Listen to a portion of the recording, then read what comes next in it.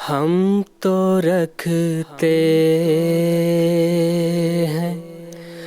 مسلمانوں کا دین،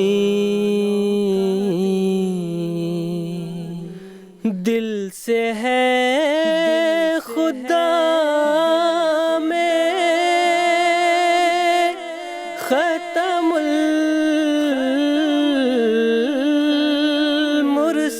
المرسلین، دل سے ہے خدا میں ختم المرسلین،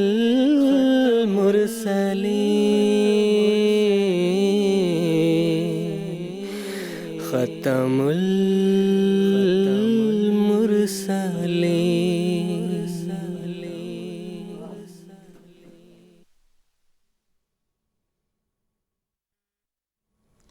اعوذ باللہ من الشیطان الرجیم، بسم اللہ الرحمن الرحیم۔ ناظرین کرام، السلام علیکم ورحمۃ اللہ وبرکاتہ۔ آج 9 مارچ 2019 ہفتے کا دن ہے۔ انڈیا میں اس وقت رات کے 9:30 بجے ہیں اور جی ایم ٹی کے مطابق اس وقت سحر کے 4 بجے ہیں۔ اور ناظرین، یہ وقت ہے پروگرام راہ ہدیٰ کا۔ قادیان دارالامان سے پروگرام راہ ہدیٰ کی سیریز کے 4تھے ایپیسوڈ کے ساتھ اس وقت ہم آپ کی خدمت میں حاضر ہیں۔ ہمارے ناظرین جانتے ہیں کہ گزشتہ 3 ایپیسوڈز بھی ہم نے قادیان دارالامان سے آپ کی خدمت میں پیش کیا ہے، اور قادیان دارالامان سے ہم 4 ایپیسوڈز پر مشتمل ایک سیریز لے کر آپ کی خدمت میں حاضر ہوتے ہیں۔ تو آج کا ہمارا یہ ایپیسوڈ ہمارا اس موجودہ سیریز کا اختتامی ایپیسوڈ ہوگا۔ پروگرام راہ ہدیٰ کے تعلق سے ہمارے ویورز بخوبی جانتے ہیں کہ یہ ایک لائیو اور انٹریکٹیو پروگرام ہے، جس میں ہم اپنے مشاہدین کو بھی اپنے ساتھ گفتگو میں شامل کرتے ہیں، ان کے سوالات سنتے ہیں، استفسارات سنتے ہیں، اور ہمارا پروگرام کو جو وقت ہے اس کے اندر رہتے ہوئے ہمارے ناظرین کے سوالات کے جوابات بھی ہم اسی پروگرام کے ذریعے سے آپ کی خدمت میں پیش کرتے ہیں، اور ایک مخصوص ٹاپک کو لے لیتے ہیں جس کے حوالے سے جو علماء کرام ہمارے ساتھ پینل میں ہوتے ہیں وہ اس ٹاپک کے حوالے سے تفصیلی معلومات آپ کی خدمت میں پہنچاتے ہیں۔ تو ناظرین، آج کا ہمارا جو ایپیسوڈ ہے اس کا بھی طریقہ کار وہی ہوگا، ہمارا اسٹوڈیو ڈسکشن بھی ہوگا، اور اس کے ساتھ ساتھ آپ کے سوالات کو بھی ہم اٹینڈ کریں گے۔ آپ اپنے سوالات کو ہم تک جو پہنچا سکتے ہیں اس کے لیے مختلف وسائل موجود ہیں۔ ٹیلی فون لائنز کے ذریعے سے آپ ہم سے رابطہ کر سکتے ہیں، اس کے علاوہ ٹیکسٹ میسیجز، فیکس میسیجز اور ای میلز کی بھی سہولت موجود ہے، جن کے ذریعے سے آپ اپنے سوالات ہم تک پہنچا سکتے ہیں۔ تو ناظرین، اگر آپ آج کے ہمارے اس ایپیسوڈ میں شریک گفتگو ہونا چاہتے ہیں تو میں امید کرتا ہوں کہ آپ ہم سے رابطے کی تفصیل کو اس وقت اپنے ٹیلی ویژن اسکرین پر ملاحظہ فرما رہے ہوں گے۔ ناظرین کرام، قادیان دارالامان سے پروگرام راہ ہدیٰ کی جو سیریز ہم آپ کی خدمت میں پیش کر رہے ہیں اس وقت، اس میں ہم حضرت اقدس مرزا غلام احمد صاحب قادیانی، بانی سلسلہ عالیہ احمدیہ، مسیح موعود و مہدی موعود علیہ السلام کی تصنیف شہادت القرآن کے حوالے سے باتیں آپ کی خدمت میں پیش کر رہے ہیں۔ گزشتہ کئی سیریز سے ہمارا یہی طریق رہا ہے کہ حضرت اقدس مسیح موعود علیہ السلام کی تصنیف میں سے کوئی ایک تصنیف کو ہم منتخب کر لیتے ہیں، اور اس تصنیف میں حضور نے جو حقائق و معارف کی باتیں بیان فرمائی ہیں وہ اختصار کے ساتھ وقت کی رعایت کو مد نظر رکھتے ہوئے آپ ہمارے مشاہدین کی خدمت میں پیش کرنے کی ہم کوشش کر رہے ہیں۔ تو شہادت القرآن کے تعلق سے گفتگو کا سلسلہ ہمارا جاری ہے، اور آج کے ایپیسوڈ میں بھی ہم شہادت القرآن کے حوالے سے ہی بات کریں گے۔ آج کے ایپیسوڈ میں اس اہم موضوع میں کے حوالے سے گفتگو کے لیے جو علماء کرام ہمارے ساتھ اس وقت اسٹوڈیوز میں موجود ہیں، میں ان کا تعارف کروا دیتا ہوں۔ مکرم و محترم مولانا محمد کریم الدین صاحب شاہد ہیں، اور ان کے ساتھ تشریف رکھتے ہیں مکرم و محترم مولانا عطا المجیب صاحب لون۔ دونوں حضرات ہمارے پروگرام کے ریگولر اور پرانے پینلسٹ ہیں۔ میں آپ دونوں حضرات کا پروگرام راہ ہدیٰ میں خیر مقدم کرتا ہوں۔ ناظرین کرام، خدا تعالیٰ کی قدیم سے یہ سنت ہے کہ وہ اپنے فرشتادوں اور انبیاء کی صداقت کا ثبوت اپنی جناب سے دنیا کے سامنے پیش کرتا ہے، اور خدا تعالیٰ جس بندے کو دنیا کی اصلاح کے لیے مبعوث کرتا ہے اس کی صداقت اور اس کی محبت کو لوگوں کے دلوں میں بٹھا دیتا ہے، اور آسمانی تائیدات کے ذریعے سے اس کی صداقت کو دنیا کے سامنے پیش کرتا ہے۔ اور یہ جو آسمانی تائیدات ہیں، اس میں سے سب سے عظیم امر ایک انبیاء، ایک نبی کی صداقت کو ثابت کرنے والا وہ دراصل الہام ہے، کہ خدا تعالیٰ جس کو منتخب کرتا ہے اس دنیا میں مخلوق خدا کی اصلاح کے لیے، اس کے ساتھ ہم کلام ہوتا ہے، اس کے ساتھ راز و نیاز کی باتیں ہوتی ہیں، اس کو وحی سے نوازتا ہے، اور آئندہ زمانے میں ہونے والی مختلف واقعات کی پیش خبری اس کو عطا کرتا ہے الہامات کی صورت میں۔ اس کے علاوہ جب وہ نبی دکھ اور تکلیف میں ہوتا ہے تو اپنے الہام سے اس کو تسلی دیتا ہے اور اپنے میت کے وعدے اس سے کرتا ہے، جس کے نتیجے میں اس نبی کا حوصلہ بلند تر ہو جاتا ہے، اور اس طرح اللہ تعالیٰ اس کی تائید و نصرت الہام کے ذریعے سے فرماتا ہے۔ اس کے بعد اگر ہم قرآن مجید کا مطالعہ کرتے ہیں تو معلوم ہوتا ہے کہ اللہ تعالیٰ اپنے فرشتادوں کی دعاؤں کو غیر معمولی طور پر قبول کرتا ہے۔ انبیاء کرام کی دعائیں دراصل مخلوق خدا کی ہمدردی میں ہوتی ہیں۔ وہ یہی دعا کر رہے ہوتے ہیں کہ انسان کا خدا تعالیٰ کے ساتھ ایک زندہ تعلق پیدا ہو جائے اور وہ تعلق مضبوط ہو جائے، اور مخلوق کے خدا کی ہمدردی میں کہ ہمیشہ انسان کو امن اور سکون نصیب ہو، اس حوالے سے دعا کرتے ہیں۔ اور جو الہی سلسلہ اللہ تعالیٰ کی اذن سے وہ قائم کرتے ہیں اس سلسلے کی ترقی کے لیے، اور اس سلسلے میں جو نفوس جڑتے جاتے ہیں ان کی روحانی ارتقاء کے لیے وہ دعائیں کر رہے ہوتے ہیں، اور اس سلسلے کی غیبی طور پر مدد حاصل ہونے کے لیے دعائیں کرتے ہیں، جس کو اللہ تعالیٰ اپنی جناب سے قبول کرتا ہے اور دوسروں کے لیے ایک نشان کے طور پر دکھا دیتا ہے کہ میرا یہ بندہ ہے اور اس کی باتوں کو میں قبول کرتا ہوں، اس کی دعاؤں کو میں سنتا ہوں، اور اپنی جناب سے اس کو قبول کر کے اس نبی کی صداقت کو دنیا پر اللہ تعالیٰ ثابت کر دیتا ہے۔ اسی طرح اللہ تعالیٰ ہمیشہ اپنے نبی کو غلبہ عطا کرتا ہے کہ جس نبی کو بھی وہ منتخب کر کے اس دنیا میں بھیجتا ہے، اللہ تعالیٰ کا یہ وعدہ ہے، بلکہ اس نے یہ بات لکھ چھوڑی ہے کہ وہ ہمیشہ اپنے رسولوں کو، اپنے نبیوں کو غلبہ عطا کرے گا۔ اور اس میں ایک شک یہ بھی ہے کہ جو بھی مخالفانہ طاقتیں اس نبی کے خلاف اٹھتی ہیں ان طاقتوں کو بھی اللہ تعالیٰ ریزہ کر دیتا ہے۔ جو اس نبی کے سلسلے اور اس سلسلے کے کاموں میں رکاوٹ پیدا کرنے کی کوشش کرتے ہیں ان کو اللہ تعالیٰ ذلت اور رسوائی کا جو ہے وہ عبرتناک انجام ان کو دیتا ہے۔ تو یہ وہ ساری اصولی باتیں ہیں جو قرآن مجید میں بھی موجود ہیں، جس کو ہم ایک نبی کی صداقت کی دلیل کے طور پر ہم پیش کرتے ہیں کہ اللہ تعالیٰ اس کو پیش گوئیاں عطا کرتا ہے، اس کی دعاؤں کو قبول کرتا ہے، اس کو غلبہ عطا کرتا ہے اور اس کی مخالفین کو ختم کر دیتا ہے۔ بانی سلسلہ عالیہ احمدیہ حضرت اقدس مرزا غلام احمد صاحب قادیانی علیہ الصلوۃ والسلام کی زندگی کا جب ہم مطالعہ کرتے ہیں تو معلوم ہوتا ہے کہ آپ کی زندگی کا لمحہ لمحہ خدا تعالیٰ کی تائید و نصرت سے بھرپور ہے۔ سن 1880 کی بات ہے کہ آپ اپنے الہامات کی اشاعت کرتے ہیں اور پوری دنیا میں آپ نے اعلانات کے ذریعے سے اور کتب کی اشاعت کے ذریعے سے اس بات کا اعلان فرمایا ہے کہ خدا تعالیٰ آپ سے ہم کلام ہوتا ہے اور آپ کو مختلف الہامات سے اللہ تعالیٰ نے نوازا ہے۔ پھر 1889 میں آپ سلسلہ عالیہ احمدیہ کی بنیاد رکھتے ہیں، مختلف تصنیفات فرماتے ہیں اور اپنی بے شمار دعاؤں کا ان میں ذکر کرتے ہیں کہ اللہ تعالیٰ کس طرح آپ علیہ الصلوۃ والسلام کی صداقت کو اس دنیا میں ثابت کیا ہے۔ اور جب آپ علیہ الصلوۃ والسلام کا یہ سلسلہ ترقی کرتا چلا جاتا ہے تو مخالفین آپ کی آواز کو دبانے کی کوشش کرتے ہیں، تو اللہ تعالیٰ ان مخالفین سے خود نمٹ جاتا ہے اور ان کو عبرتناک انجام دیتا ہے۔ اور حضرت اقدس مسیح موعود علیہ الصلوۃ والسلام نے اعلانات کے ذریعہ سے خدا تعالیٰ کی تائیدات جو آپ علیہ الصلوۃ والسلام کی شامل حال رہی ہیں ان کا آپ نے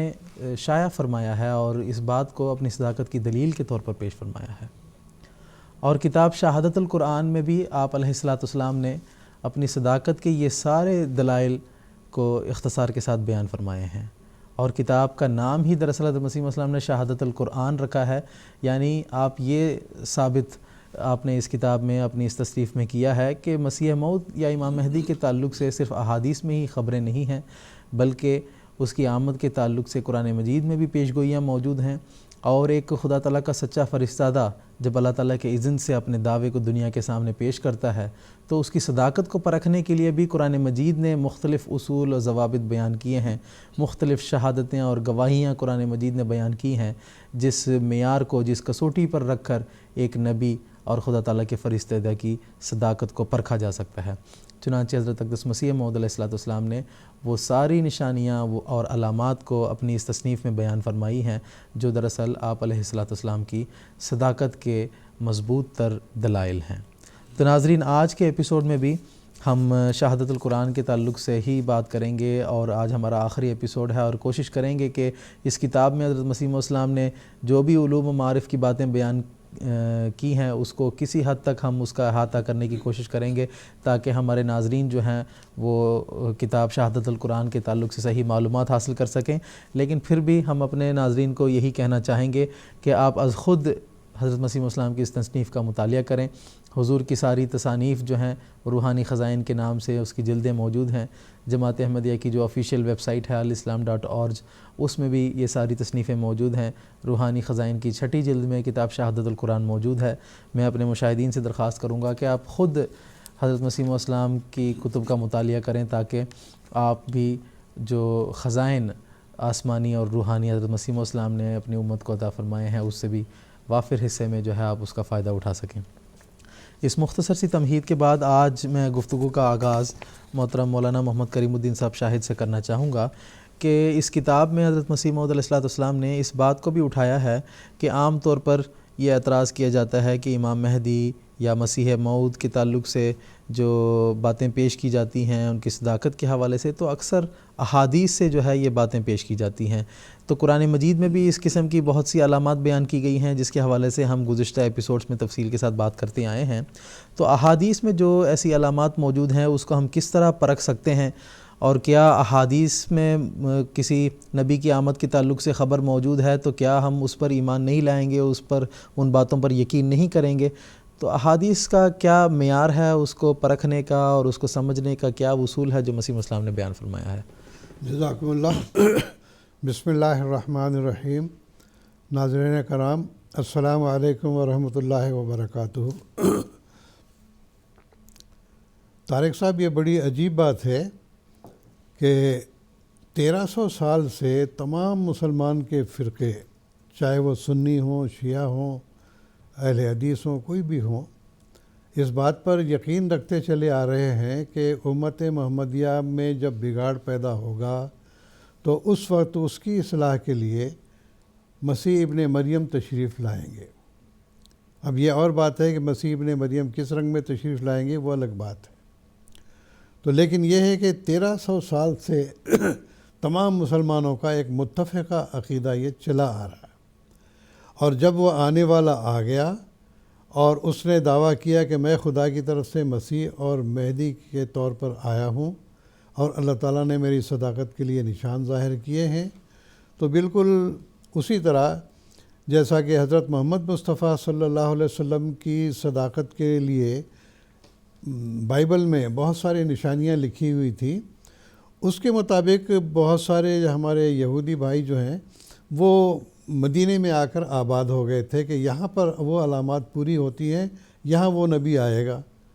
تو قرآن مجید نے کیا بیان کیا؟ فلما جاءہم ما عرفوا کفروا بہ, کہ جب ان کے پاس وہ نبی آ گیا جس کو انہوں نے پہچان بھی لیا تو اس کا انہوں نے انکار کر دیا. تو اس زمانے میں بھی بے عین ہی یہی حال ہے کہ جب آنے والا آ گیا اس نے دعویٰ کیا کہ میں مسلمانوں کے اعتقادی اور عملی اصلاح کے لیے آیا ہوں, دنیا میں غلبہ اسلام کے لیے آیا ہوں اور صلیب کو پاش پاش کرنے کے لیے آیا ہوں, تو وہ کہنے لگے کہ یہ خبر ہی جھوٹی ہے, انا للہ و انا الیہ راجعون. اور بعض نے یہ اعتراض کر دیا کہ یہ ساری باتیں تو احادیث میں لکھی ہوئی ہیں, احادیث کا درجہ تو احاد سے کم نہیں ہے, ایک آدمی نے بیان کر دیا اس کے بعد دوسروں نے اس سے بات سنی اور آگے بیان کرتے چلے گئے ہیں. تو یہ بات نہیں ہے, بلکہ قرآن مجید کے بعد احادیث کا جو مقام ہے وہ اس لحاظ سے بہت بلند ہے کہ قرآن مجید میں اصولی باتیں بیان کی گئی ہیں لیکن تفاصیل ہمیں بہت ساری احادیث سے ہی ملتی ہیں. اب مثال کے طور پر دیکھیں کہ قرآن مجید میں تو اللہ تعالیٰ نے فرمایا ہے کہ نماز پڑھو, لیکن نماز کیسے پڑھنی چاہیے؟ فجر کی نماز میں 2 رکعت سنت اور 2 رکعت فرض ہیں, اور ایک ظہر کی نماز میں 4 رکعت سنت اور 4 رکعت فرض اور 2 رکعت پھر سنت ہیں. عصر کی نماز میں 4 رکعت فرض ہیں اور مغرب کی نماز میں 3 فرض ہیں, عشاء کی نماز میں 4 فرض ہیں وغیرہ. تو یہ تفاصیل تو قرآن مجید میں نہیں ہیں. ہاں یہ سنت متواترہ سے ہمیں یہ بات معلوم ہوتی ہے کہ یہ باتیں حضرت صلی اللہ علیہ وسلم نے کر کے دکھائیں عملی طور پر, صحابہ نے اس پہ عمل کیا, اس کے بعد تابعین نے عمل کیا, تابعین سے پھر تبع تابعین نے, اسی طرح سے یہ باتیں چلتی آئی ہیں. تو احادیث میں جو 100-200 سال کے بعد مرتب ہونی شروع ہوئی ہیں تو یہ کوئی فرضی بات نہیں ہے، بلکہ انہوں نے جب دیکھا کہ ہم نماز پڑھتے ہیں، اتنی رکعت پڑھتے ہیں، تو یہ کہاں سے آیا ہمیں، تو انہوں نے پھر کھوج شروع کر دی۔ جو تابعین موجود تھے، پھر جن کا سلسلہ صحابہ تک پہنچتا تھا، انہوں نے وہ روایات جمع کرنی شروع کر دی کہ ہم صبح کی نماز میں 2 فرض اور 2 سنتیں کیوں پڑھتے ہیں، پھر یہ اسی طرح دیگر زکوٰۃ کیسے دی جاتی ہے، زکوٰۃ کے کیا اصول ہیں، یہ بھی ہمیں دی تو جاتی تھی، لیکن یہ کہ عملی طور پر وہ ریٹن نہیں تھی، مارز تحریر میں نہیں آئی تھی۔ تو محدثین کا کام یہ تھا کہ سنت کے ذریعے سے ہمیں جو باتیں معلوم ہوئی، جو اس پہ ہم عمل کرتے چلے آ رہے ہیں، ان کو انہوں نے روایات کی صورت میں اخذ کر کے ان کو مرتب کر دیا۔ اگر ہم یہ کہیں کہ نہیں جی احادیث کا مرتبہ تو ظنی ہے اور یہ احاد خبریں ہیں، اس پہ ہم یقین نہیں کر سکتے، تو یہ ایک تمسخر ہوگا، اس واسطے کہ اگر ہم احادیث کے بارے میں یہ سمجھیں کہ ان کو قابل اعتبار نہیں ہیں، تو پھر جتنے بھی تاریخی باتیں ہیں، دراصل احادیث جو ہیں وہ تاریخ اسلام کا مبدا اور منبع ہیں۔ بہت ساری باتیں ہمیں تو قرآن مجید کے بعد احادیث سے ہی معلوم ہوتی ہیں۔ مثال کے طور پر یہ کہ حضرت صلی اللہ علیہ وسلم کے 4 خلفاء کا ہونا، آپ کے ساتھ جو حضرت ابوبکر، حضرت عمر، حضرت عثمان، حضرت علی رضی اللہ تعالیٰ عنہ کا جو ہے آپ کے صحابہ میں سے ہونا، پھر یہ کہ آپ کی ازواج مطہرات کے بارے میں کہ آپ کی ازواج مطہرات میں حضرت خدیجہ، حضرت عائشہ، حضرت حفصہ تھی، ان باتوں کا ہمیں تو قرآن مجید سے تو علم نہیں ہوتا ہے۔ پھر یہ کہ حضرت صلی اللہ علیہ وسلم کا غار حرا میں جا کے عبادت کرنا، پھر آپ نے آ کر جو ہے لوگوں کو بتانا کوہ صفا پر چل کر، تو یہ ساری باتیں ہمیں احادیث سے معلوم ہوتی ہیں، نہ یہ کہ قرآن میں تو اس کا کوئی تفصیلی ذکر نہیں ہے۔ تو اگر ہم احادیث کو بالکل ہی نظر انداز کر دیں گے تو اسلام کا ایک بہت بڑا حصہ اور تاریخ کا بہت بڑا حصہ ہمیں گنوانا پڑے گا، ورنہ تاریخ اسلام کی تو کوئی حقیقت باقی نہیں رہ جاتی۔ تو اسی طرح سے یہ دیکھیے کہ حضرت صلی اللہ علیہ وسلم کے زمانے میں مخالفین نے مخالفت کی، حضرت صلی اللہ علیہ وسلم کو تکلیفیں دیں، پھر اسی طرح سے ان تکلیفوں کی وجہ سے ہجرت حبشہ کی طرف لوگوں کو جانا پڑا۔ تو ایسے، اور اس کے بعد پھر یہ ہے کہ حضرت صلی اللہ علیہ وسلم کا ہجرت کرنا مدینہ کی طرف، یہ ساری باتیں تو قرآن مجید میں موجود نہیں ہیں۔ ہاں، پھر اس کے بعد دیکھیے، پھر حضرت صلی اللہ علیہ وسلم کا مدینہ جانے کے بعد بھی مشرکین کا چین سے بیٹھنے نہ دینا اور جنگیں کرنا، جنگ بدر ہوئی، جنگ احد ہوئی، پھر جنگ خندق ہوئی ہے، یہ تمام باتیں ہمیں کہاں سے معلوم ہوتی ہیں؟ یہ سب احادیث سے ہمیں معلوم ہوتی ہیں۔ تو اس سے یہ پتہ لگتا ہے کہ احادیث کو بالکل یہ سمجھنا کہ یہ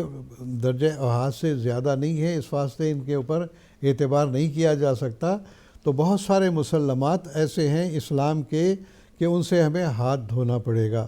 چنانچہ بہت ساری باتوں کے ساتھ ساتھ ہمیں یہ بھی دیکھنا ہے کہ اگر یہ سب باتیں جھوٹ پر مبنی ہوتی تو عام دنیا کا قاعدہ ہے کہ انسان جھوٹ تبھی بولتا ہے جب کوئی اس کی غرض ہو،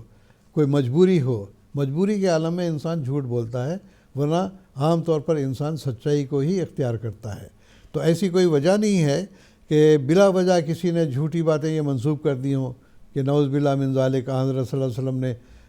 اتنے مجاہدات کیے ہیں، اتنی جنگیں کی ہیں، اتنا کچھ انقلاب پیدا کیا کہ وہ لوگ جو مشرک تھے وہ سب کے سب جو ہے وہ توحید پرست بن گئے۔ یہ ساری باتیں کہاں سے معلوم ہوئی ہیں ہمیں؟ یہ سب احادیث سے ہی معلوم ہوتی ہیں۔ اسی طرح سے دیکھیے کہ تو تواتر سے جو پہلے میں بیان کر چکا ہوں کہ جو باتیں تواتر سے ہمیں معلوم ہوئی ہیں ان کو یکجائی طور پر جمع کر کے تحریری صورت میں محدثین نے اس کو ذکر کیا ہے، یہ بیکار کی باتیں نہیں ہیں۔ اسی طرح سے مسیح موت کے بارے میں جو پیش گوئیاں تھیں وہ بھی احادیث میں آتی ہیں۔ اب میں نے پہلے بھی ذکر کیا کہ 1300 سال تک جو ہے مسیح کا انتظار کر رہی ہے امت، اور جب وہ آیا ہے تو اس کا انکار کر بیٹھے کہ یہ باتیں غلط ہیں، جبکہ حضور نے قرآن مجید کی بہت ساری آیات سے اس کا استدلال کیا ہے کہ احادیث میں ہی نہیں بلکہ قرآن مجید میں بھی اس کا ذکر آتا ہے۔ پھر اسی طرح سے دیکھیے قرآن مجید کے علاوہ احادیث میں بہت ساری ایسی باتیں جو علم غیب پر مشتمل ہیں۔ مثال کے طور پر حضرت صلی اللہ علیہ وسلم نے فرمایا کہ ایک زمانہ آئے گا کہ تم یہود کے بالکل مشابہ ہو جاؤ گے، تمہارے اندر بگاڑ پیدا ہو جائے گا. اور اسی طرح سے یہاں تک کہ حضرت صلی اللہ علیہ وسلم نے فرمایا کہ لَتَتَّبِعُنَّ سُنَنَ مَنْ كَانَ قَبْلَكُمْ، تم سے پہلے جو لوگ تھے ان کے تم بالکل بے عینی ہی ان کی پیروی کرو گے. شبرم بے شبرین و ذراعن بے ذراعن، ایک بالش دوسری بالش کے جیسے برابر ہوتی ہے، ایک ہاتھ دوسرے ہاتھ کے جیسے برابر ہوتا ہے، ویسے تمہاری حالات جو ہیں بالکل ان کے مشابہ ہو جائیں گے. تو اب یہ دیکھیے حضرت صلی اللہ علیہ وسلم کی یہ پیشگوئی کیسے پوری ہو رہی ہے. خود مسلمان اس 13ویں صدی میں آ کے پکار اٹھے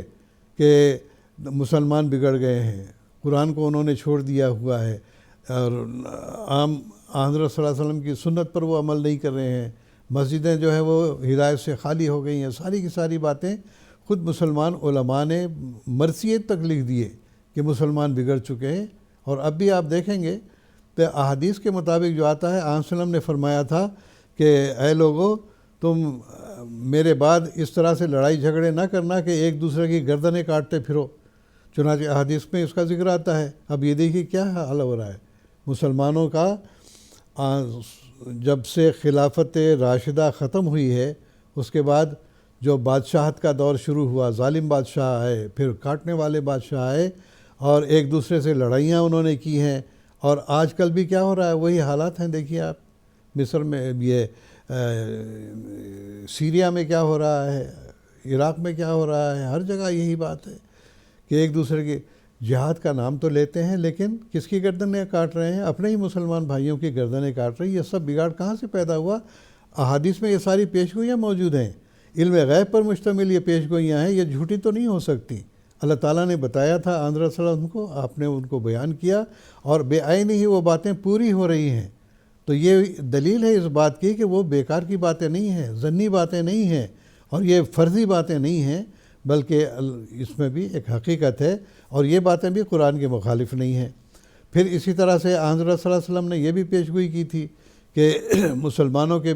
بگاڑ کے وقت میں کیا کیا باتیں ہوں گی. اونٹنیاں بیکار ہو جائیں گی. بولا یترکن القلاص فلا یسعی علیہا. حضرت صلی اللہ علیہ وسلم نے فرمایا تھا کہ ایسی نئی نئی سواریاں نکل آئیں گی کہ اونٹ بیکار ہو جائیں گے. چنانچہ اونٹ بیکار ہو گئے، نئی سواریاں نکل آئیں، ریل جاری ہو گئی، یہ موٹر گاڑیاں ہیں، بسیں ہیں، پھر ہوائی جہاز ہیں، راکٹ ہیں. یہ سب کے سب ہمارے سفر کی سہولت کے لیے اختیار کیے گئے ہیں. آج کل اونٹوں پر سواری تو بہت جنگلوں میں کہیں ہوتی ہوگی، ورنہ عام طور پر عرب میں بھی آپ دیکھیں گے کہ کئی دفعہ ہم نے بعض فوٹو بھی دیکھے اخباروں میں کہ ایک گاڑی میں اونٹ کو بٹھایا ہوا ہے، اس کو باہر لے جا رہے ہیں، بجائے اس کے کہ اونٹ گاڑی کو کھینچ کے لے جاتا، گاڑی اونٹ کو کھینچ کر لے جا رہی ہے. تو یہ ساری باتیں علم غیب پر مشتمل تھیں کہ اونٹ بیکار ہو جائیں گے، نئی سواریاں آ جائیں گی، اور ایسے انقلاب پیدا ہوں گے کہ بہت ساری نہریں جاری ہو جائیں گی. نہروں کا جاری ہونے کی پیشگوئی بھی تھی. کاشتکاری بڑھ جائے گی، اور سمندر ایک دوسرے سے ملا دیے جائیں گے، جیسے قرآن مجید میں بھی آتا ہے، احادیث میں بھی اس کا ذکر موجود ہے. تو یہ ساری پیشگوئیاں علم غیب پر مشتمل تھیں. اسی طرح حدیثوں میں تھا نار حجاز کا ذکر آتا ہے. چنانچہ 600 سال ابھی گزرے نہیں تھے حضرت صلی اللہ علیہ وسلم کے وفات کے بعد کہ حجاز میں واقعی وہ بڑا زبردست آگ لگی، اور جس کا یورپ اور ہندوستان کیا ساری دنیا میں اس کا چرچا ہوا. تو یہ ساری باتیں ایسی ہیں جو علم غیب پر مشتمل تھی، کسی انسان کی بنائی ہوئی باتیں ہرگز نہیں ہو سکتی تھی. تو اس سے یہ ثابت ہوتا ہے کہ احادیث صرف ضمنی باتیں نہیں ہیں، بلکہ واقعی ایک دلیل اور صداقت کے طور پر ان کو ہم سمجھتے ہیں اور تائید کرتی ہیں قرآن مجید کی. یہ اسی طرح سے ایسی حدیثیں اور بھی پائی جاتی ہیں کہ جو سب علم غیب کی خبروں پر مشتمل تھیں. تو بہرحال میرے بھائیوں، بات یہی ہے کہ جب آنے والا آ گیا تو آج کل بھی بہت سارے ہمارے بعض علماء کہلانے والے بھی یہی کہتے ہیں کہ جی وہ سب خبریں جو ہیں بالکل مسلمان غلط انتظار کر رہے ہیں. جیسا کہ علامہ اقبال نے کہا تھا کہ مینار دل پہ اپنے نزول مسیحی دیکھ، اب انتظار عیسیٰ و مہدی بھی چھوڑ دے. تو یہ اصل میں صداقت اور حق سے راہ فرار اختیار کرنے کی ایک بات ہے کہ آنے والا تو آ گیا، ہم نہیں مانیں گے کیوں نہیں مانیں گے؟ ان کے لیے پھر کوئی دلیل تو چاہیے. دلیل یہی دے دی کہ جی احادیث میں یہی باتیں آتی ہیں, قرآن میں کہاں ذکر آتا ہے. تو جیسا کہ میں نے تفصیل سے ذکر کیا بھائی, بات اصل یہی ہے کہ احادیث بیکار نہیں ہے. اگر اس احادیث کو آپ چھوڑ دیں گے تو تاریخ اسلام اور مسلمانوں کے جو مسلمات ہیں, بہت ساری باتوں سے ہمیں ہاتھ دھونا پڑے گا, اور اس کے نتیجے میں ہمارے پاس تو کچھ بھی نہیں رہ جاتا. ورنہ پھر نہ نماز رہ جاتی ہے, نہ زکوٰۃ رہ جاتی ہے, نہ حج رہ جاتا ہے, نہ کوئی اور جو اسلام کی بنیاد جو 5 باتوں پر ہے ان کی تفصیل ہمیں کہاں سے معلوم ہوئی ہے؟ وہ سب کی سب احادیث سے ہی معلوم ہوئی ہے. تو زکوٰۃ کا دینا, حج کا کرنا, نمازوں کا ادا کرنا, یہ ساری باتیں احادیث کے ذریعے معلوم ہوئی ہیں. لیکن یہ بھی میں واضح کر دوں کہ صرف احادیث ہی پر ہم انحصار نہیں کرتے, بلکہ احادیث کیوں جمع ہوئی ہیں؟ ان تواتر کی باتوں کو دیکھ کر کہ آخر کہاں سے یہ باتیں آئی ہیں.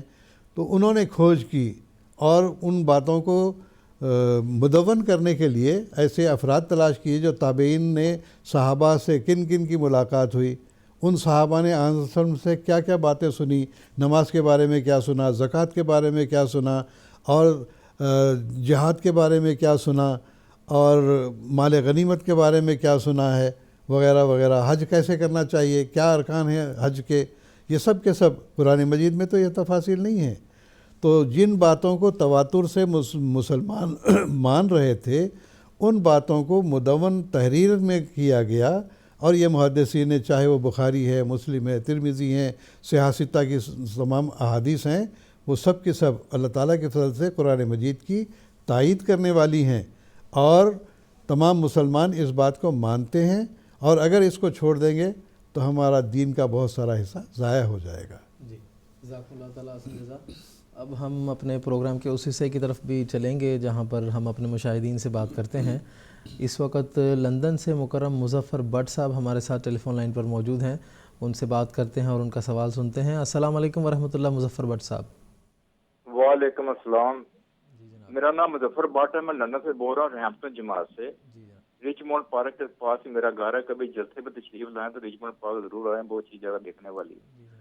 ٹینشن فری ہو جاتی بندے کی. میرا 1.5 سوال ہے, ایک پورا ایک آدھا. جی, پہلا سوال میرا یہ ہے کہ یہودیوں کی کتابوں میں آنے والے مسیح کا ذکر ملتا تھا. جب مسیح آیا تو یہودیوں نے ماننے سے انکار کر دیا.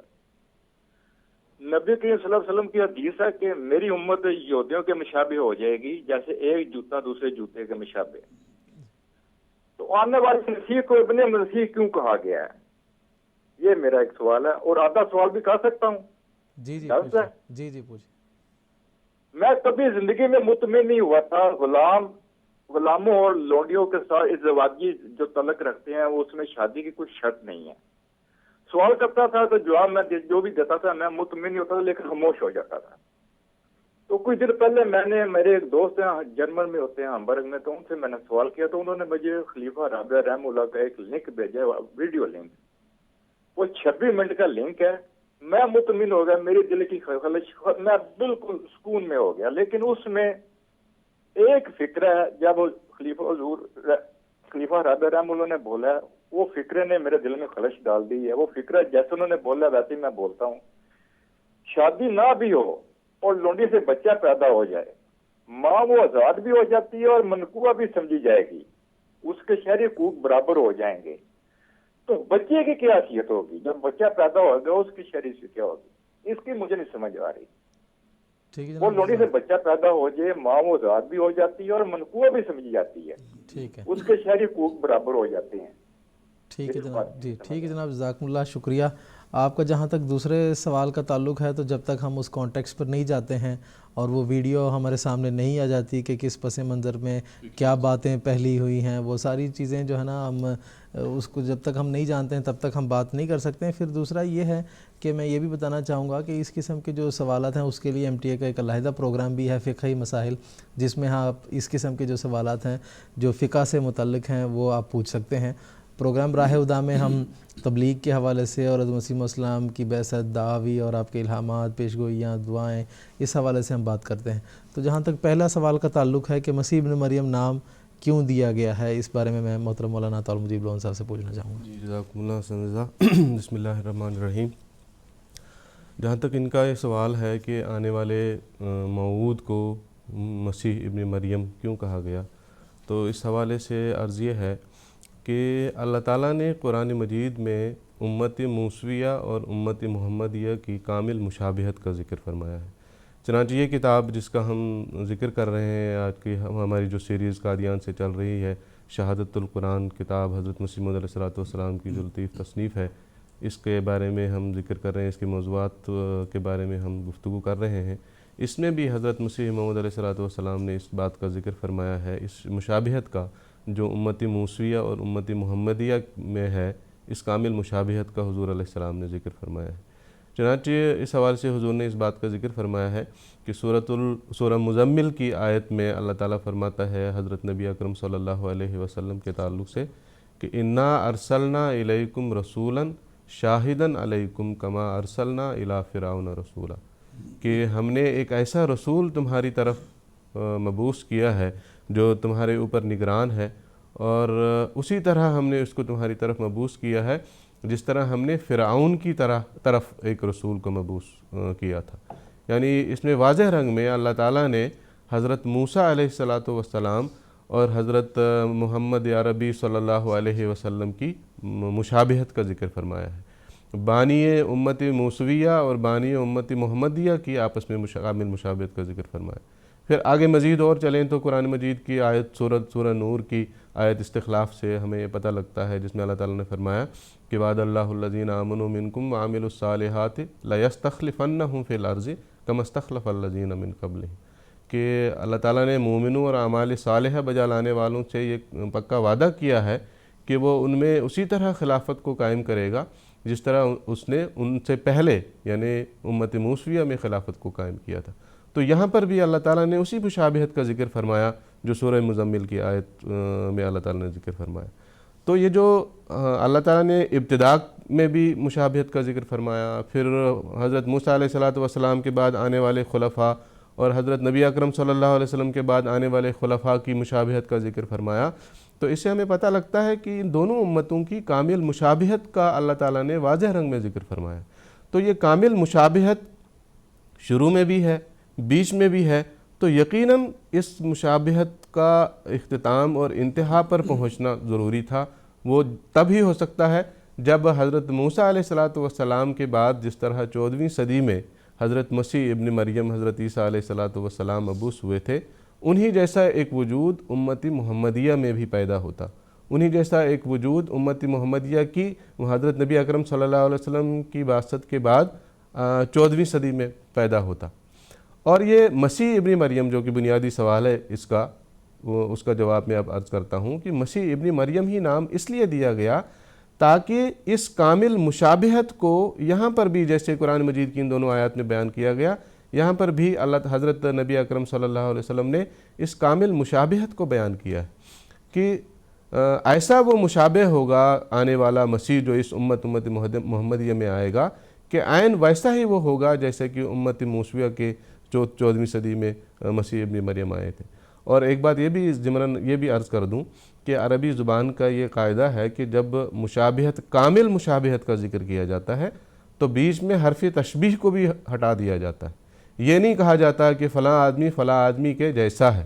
بلکہ اسی نام سے اس کا ذکر کر کے اس کامل مشابہت کو بیان کیا جاتا ہے۔ جیسے کہ اردو میں بھی ہم مثال دیتے ہیں، کوئی بہادر ہے بہت ہی، تو اس کو ہم بجائے اس کے کہ یہ کہیں کہ یہ شیر جیسا ہے تو ہم سیدھے کہہ دیتے ہیں کہ یہ تو شیر ہے۔ تو اسی طرح عربی زبان کا بھی یہ قاعدہ ہے کہ حرف تشبیہ کے بغیر بتا دیا جاتا ہے کہ تاکہ اس سے یہ پتہ لگے مخاطب کو کہ مشابہت کتنی کامل اور مکمل ہے۔ تو دراصل اسی کامل مشابہت کی وجہ سے آنے والے کا نام مسیح ابن مریم رکھا گیا، ورنہ صرف اتنا بھی کہا جا سکتا تھا کہ ایک آنے والا موعود جو ہے 14ویں صدی میں آئے گا۔ تو مسیح ابن مریم اس کا نام اس لیے رکھا گیا تاکہ اس کی اس کامل مشابہت کی طرف روشنی پڑے، اس کامل مشابہت پر روشنی پڑے جو اس کی آنے والے مسیح کی گزشتہ مسیح یعنی حضرت عیسیٰ علیہ السلام کے ساتھ تھی۔ جی جزاکم اللہ تعالیٰ حسن جزا۔ ایک اور ٹیلی فون کالر ہیں بنگلہ دیش سے، اس وقت ہمارے ساتھ ٹیلی فون لائن پر موجود ہیں، مکرم عارف الزمان صاحب ہیں، ان سے بھی بات کرنے کی کوشش کرتے ہیں۔ السلام علیکم ورحمۃ اللہ عارف الزمان صاحب۔ وعلیکم وعلیکم السلام ورحمۃ اللہ. پہلے تو آپ سب پورا ٹیم کو میرا مبارکباد دیتا ہوں, آپ دعا کا درخواست بھی کرتا ہوں. میرا سوال ہے 1893 کا جلسہ کیوں ملتوی کر دیا تھا؟ ٹھیک ہے, میرا سوال تھا 1893 کا جلسہ, سالانہ جلسہ کیوں ملتوی کیا گیا تھا, ایک. دوسرا سوال ہے میرا, اگر آپ اجازت دیں تو. جی اختصار کے ساتھ اپنا سوال پیش کر دیں. جی, وہ ہے آئینہ کمالت اسلام نے مطلب ذریت البغایا کس کو بتایا؟ اچھا جناب, ٹھیک ہے عارف صاحب, آپ کا 2 سوال ہمیں مل گیا ہے. محترم مولانا محمد کریم الدین صاحب شاہی سے درخواست ہے. عارف الزمان صاحب السلام علیکم ورحمۃ اللہ. بات یہ ہے کہ شہادت القرآن کے آخر میں حضرت مسیح موعود علیہ الصلوۃ والسلام نے بڑی وضاحت کے ساتھ اس بات کا ذکر فرمایا ہے کہ 1893 کا جلسہ کیوں ملتوی کیا گیا تھا, اور اس میں آپ نے یہ ذکر کیا ہے کہ ابتدائی حالات تھی. حضرت مسیح موعود علیہ الصلوۃ والسلام نے 1891 میں مسیح موعود ہونے کا دعویٰ فرمایا. اس کے بعد آہستہ آہستہ آپ کی تبلیغ پھیلتی گئی, بہت سارے لوگوں نے قبول کیا اور آپ پر آپ کی بیعت کی, اور یہ عہد کیا کہ ہم اسلام کے غلبے کے لیے آپ کے ساتھ ہیں اور آپ کے قدم بقدم چلیں گے, آپ کے نقش قدم پر چلیں گے, اور آپ کی پوری اتباع کرتے ہوئے اسلام کو غالب کرنے کے لیے تمام دنیا میں ہم تبلیغ اسلام کرتے چلے جائیں گے. اور اسی بنا پر آپ نے جلسہ سالانہ کی بنیاد رکھی تھی کہ لوگ آئیں. اس کی بھی وجوہات تھیں کہ جلسہ سالانہ کا یہ مقصد ہے کہ جو ہمارے بھائی نئے سلسلے میں داخل ہوں گے ان سے ایک دوسرے کے ساتھ تعارف بھی ہو جائے گا. دوسرے ہے کہ آپس میں علمی گفتگو ہوگی, دینی موضوعات پر تقاریر ہوں گی, ان سے ایمان مضبوط ہوں گے. پھر یہ کہ سب مل کے اکٹھے ہو کے دعائیں بھی کریں گے, اور ایک دوسرے کے ساتھ میل ملاقات ہونے کے نتیجے میں باہم محبت اور الفت بڑھے گی, اور وہ اسلامی نمونہ جو حضرت محمد مصطفیٰ صلی اللہ علیہ وسلم نے اپنے صحابہ میں قائم کیا تھا وہ نمونہ پھر سے قائم ہو جائے گا. تو یہ بہت ساری اغراض تھیں جلسہ سالانہ کی, لیکن سن 1892 میں جو جلسہ ہوا اس پہ چونکہ نئے بعض احمدی ایسے ہوئے تھے کہ جن کی ابھی تربیت پوری طرح سے نہیں ہوئی تھی, گاؤں سے لوگ آئے اور وہاں پر وہ جو پرانی عادتیں تھیں اس کی وجہ سے ان کے اندر بعض کمزوریاں تھیں. چنانچہ رہائش کے اعتبار سے بعض بدمزگیاں پیدا ہو گئیں, کھانے پینے کے اعتبار سے بدمزگیاں پیدا ہو گئیں, امیر اور غریب کے اعتبار سے بعض بدمزگیاں پیدا ہو گئیں, بھید بھاؤ پیدا ہونے شروع ہو گئے. وہ کسی کو کہا کہ بھئی یہ تو گاؤں والا ہے, اس کو فلاں جگہ رکھو, اور میں بڑا چودھری ہوں تو مجھے چارپائی ملنی چاہیے وغیرہ وغیرہ, اس قسم کی باتیں ان میں ہوئی. اور یہ ابتدائی طور پر جن لوگوں کے اندر ابھی تربیت نہیں ہوئی تھی ایسی باتوں کا ہونا کوئی ناممکن نہیں تھا. تو اس وجہ سے حضرت مسیح موعود علیہ الصلوۃ والسلام نے 1893 کا جلسہ ملتوی فرما دیا کہ جب تک ہمارے متبعین یا ہمارے جو ماننے والے ہیں ان کے اندر وہ صحیح تربیت نہیں ہوگی اور وہ صفات نہیں پیدا ہوں گی جو اسلام پیدا کرنا چاہتا ہے, امیر غریب کا تفاوت نہیں ہوگا, ایک دوسرے کی ہمدردی پیدا ہوگی, ایک دوسرے کی محبت پیدا ہوگی, ایک کو دوسرے پر ترجیح دے گی, جیسا کہ قرآن مجید میں ذکر آتا ہے یُؤْثِرُونَ عَلَىٰ أَنفُسِهِمْ وَلَوْ كَانَ بِهِمْ خَصَاصَةٌ, خود اگر محتاج ہوں گے لیکن اپنے آپ پر دوسروں کو ترجیح دیں گے. یہ صفات جب تک پیدا نہیں ہوں گی ہم جلسہ نہیں کریں گے. چنانچہ اس کے بعد پھر جب لوگوں کے اندر یہ شعور پیدا ہوا کہ ہاں ہم سے غلطی ہوئی ہے, ان لوگوں نے معافیاں بھی مانگی, اس کے بعد پھر جلسہ سالانہ شروع ہوا. تو یہ وجوہات تھیں جو کہ جلسہ سالانہ 1893 کا ملتوی کر دیا تھا. اور اس اعتبار سے ہم کہہ سکتے ہیں کہ اللہ تعالیٰ کے فضل سے پھر بعد میں حضرت مسیح موعود علیہ الصلوۃ والسلام نے خود اپنی جماعت کی بڑی تعریف کی ہے کہ ان لوگوں نے وہ نمونہ دکھایا ہے جو صحابہ کرام رضوان اللہ علیہم اجمعین نے دکھایا تھا. اور لوگ بھی تسلیم کرتے ہیں کہ واقعی جماعت احمدیہ میں شامل ہونے والے لوگوں میں وہی اخلاق پائے جاتے ہیں جو کہ سیرت محمدی کا جو ہے ٹھیٹھ نمونہ ہے، جیسے کہ علامہ اقبال نے بھی اس بات کو تسلیم کیا تھا۔ تو یہ بات تھی جلسہ سالانہ 93 میں ملتوی ہونے کا۔ دوسری بات آپ نے یہ کی ہے کہ آئینہ کمالات اسلام میں حضرت مسیح موعود علیہ السلام نے جو فرمایا کہ ذریت البغایا نے مجھے قبول نہیں کیا، تو یہ عربی زبان کا ایک محاورہ ہے۔ اصل میں یہ بالکل وہی بات ہے، ابا واستکبر وکان من الکافرین، جیسا کہ قرآن مجید میں آتا ہے۔ آدم علیہ السلام کی قبول کرنے کے لیے ابلیس نے کہا تھا کہ اس نے انکار کر دیا، ابا کے معنی انکار کر دیا، واستکبر، اور اس نے تکبر اختیار کر لیا۔ تو یہی بات ہے، ذریت البغایا یہ مطلب نہیں ہے جیسا کہ عام لوگ اعتراض کرتے ہیں کہ کنچنیوں کی اولاد نے نہیں قبول کیا، نعوذ باللہ من ذالک، یہ بات نہیں ہے،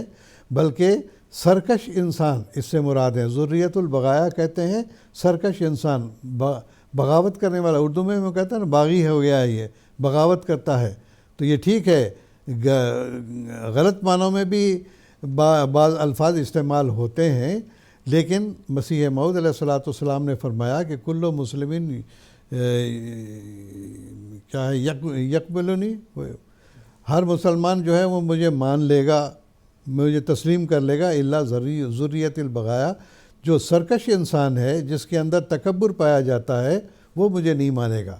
تو یہ بات ہے، اور اس کو غلط رنگ میں ہمارے مخالفین پیش کرتے ہیں، نعوذ باللہ من ذالک، سب کو جی کنچنیوں کی اولاد کہا ہے، بالکل غلط بات ہے، بلکہ اس سے مراد صرف اتنا ہے آپ کا کہ یہ فصیح و بلیغ عربی کے اعتبار سے اس کو ہم کہتے ہیں کہ سرکش انسانوں نے مجھے قبول نہیں کیا، لیکن جو صحیح اور سچا مسلمان ہوگا وہ ضرور مجھے قبول کر لے گا۔ جی جزاکم اللہ تعالیٰ حسن جزا۔ پروگرام کو آگے بڑھاتے ہیں، اور محترم مولانا عطا مجیب لون صاحب سے میں یہ پوچھنا چاہوں گا کہ جیسا کہ ابھی تمہید میں بھی میں نے اس بات کا ذکر کیا تھا کہ اللہ تعالیٰ اپنے نبیوں کی صداقت کو آسمانی تائیدات کے ذریعے سے دنیا کے سامنے ثابت کرتا ہے،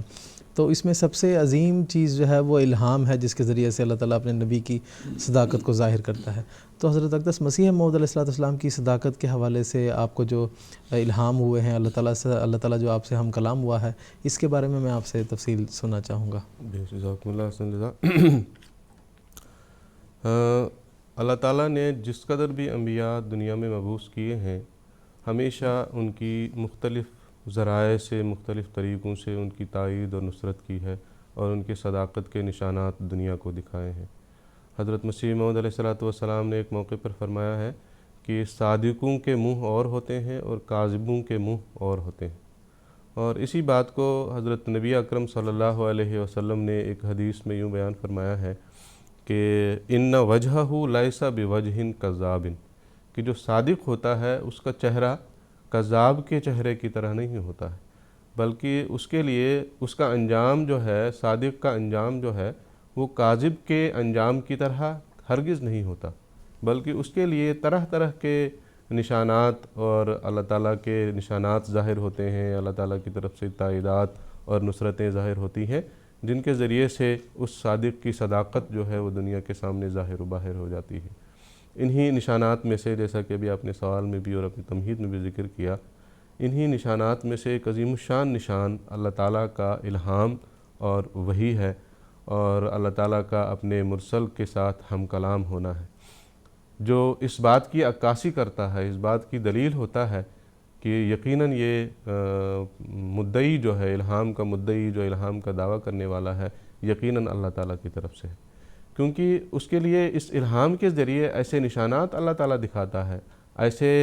ایسی پیشگوئیاں ان الہامات اور اس اپنے کلام کے ذریعے اپنے مرسل اور اپنے مصلح کے اوپر اللہ تعالیٰ ظاہر فرماتا ہے، اور وہ من و ان اسی طرح وہ نشانات، وہ پیشگوئیاں پوری ہو جاتی ہیں، تو دنیا دیکھتی ہے کہ واقعتاً جو کلام اللہ تعالیٰ نے اس اپنے بندے کے ساتھ کیا ہے وہ کلام من و ان پورا ہوا ہے، تو یہ اس بات کا نشان ہے، یہ اس بات کی زبردست دلیل ہے کہ واقعتاً یہ اللہ تعالیٰ کی طرف سے۔ اللہ تعالیٰ نے قرآن مجید میں فرمایا ہے ایک موقع پر اسی الہام کے حوالے سے کہ وَلَوْ تَقَوَّلَ عَلَيْنَا بَعْضَ الْأَقَاوِيلِ لَأَخَذْنَا مِنْهُ بِالْيَمِينِ ثُمَّ لَقَطَعْنَا مِنْهُ الْوَتِينَ فَمَا مِنْكُمْ مِنْ أَحَدٍ عَنْهُ حَاجِزٍ، کہ اگر یہ مدعی بعض باتیں جھوٹے طور پر ہماری طرف منسوب کرتا تو ہم اس کو داہنے ہاتھ سے پکڑ لیتے اور اس کی شاہ رگ کاٹ دیتے، اور پھر تم میں سے کوئی اس کو بچا نہ سکتا۔ اس میں اللہ تعالیٰ نے اسی وحی و الہام کو ایک نشان کے طور پر اپنے مامور اور اپنے مرسل کے نشان کے طور پر ظاہر فرمایا کہ ایک جس کو اللہ تعالیٰ بطور مصلح کے بھیجتا ہے اور وہ اس بات کا دعویٰ کرتا ہے کہ اللہ تعالیٰ مجھ سے ہم کلام ہوتا ہے، اور پھر مسلسل وہ یہ باتیں لوگوں کے سامنے ظاہر کرتا ہے کہ اللہ تعالیٰ نے میرے ساتھ کلام کیا ہے اپنے وحی کے ذریعے، اپنے الہام کے ذریعے، اور پھر اللہ تعالیٰ اس کو پکڑتا نہیں، تو یہ اس بات کی یقینی دلیل ہے کہ وہ اللہ تعالیٰ کی طرف سے ہے اور وہ سچا ہے۔ حضرت نبی اکرم صلی اللہ علیہ وسلم کے تعلق سے ان آیات میں اسی چیز کا ذکر اللہ تعالیٰ نے فرمایا کہ یہ رسول جو اس بات کا دعویٰ کرتا ہے تمہارے سامنے کہ اللہ تعالیٰ نے میرے اوپر الہام نازل کیا ہے، میرے اوپر وحی نازل کی ہے، اور اللہ تعالیٰ میرے ساتھ ہم کلام ہوتا ہے، اور وہ مسلسل یہ باتیں تمہارے سامنے پیش کرتا ہے کہ اللہ تعالیٰ میرے ساتھ ہم کلام کرتا ہے، اگر یہ جھوٹا ہوتا اور اگر یہ اس کا دعویٰ سچا نہیں ہوتا، اس کا یہ الہام کا دعویٰ سچا نہیں ہوتا، تو میں اس کو پکڑ کر، اس کو داہنے ہاتھ سے پکڑ کر اس کی شاہ رگ کاٹ دیتا۔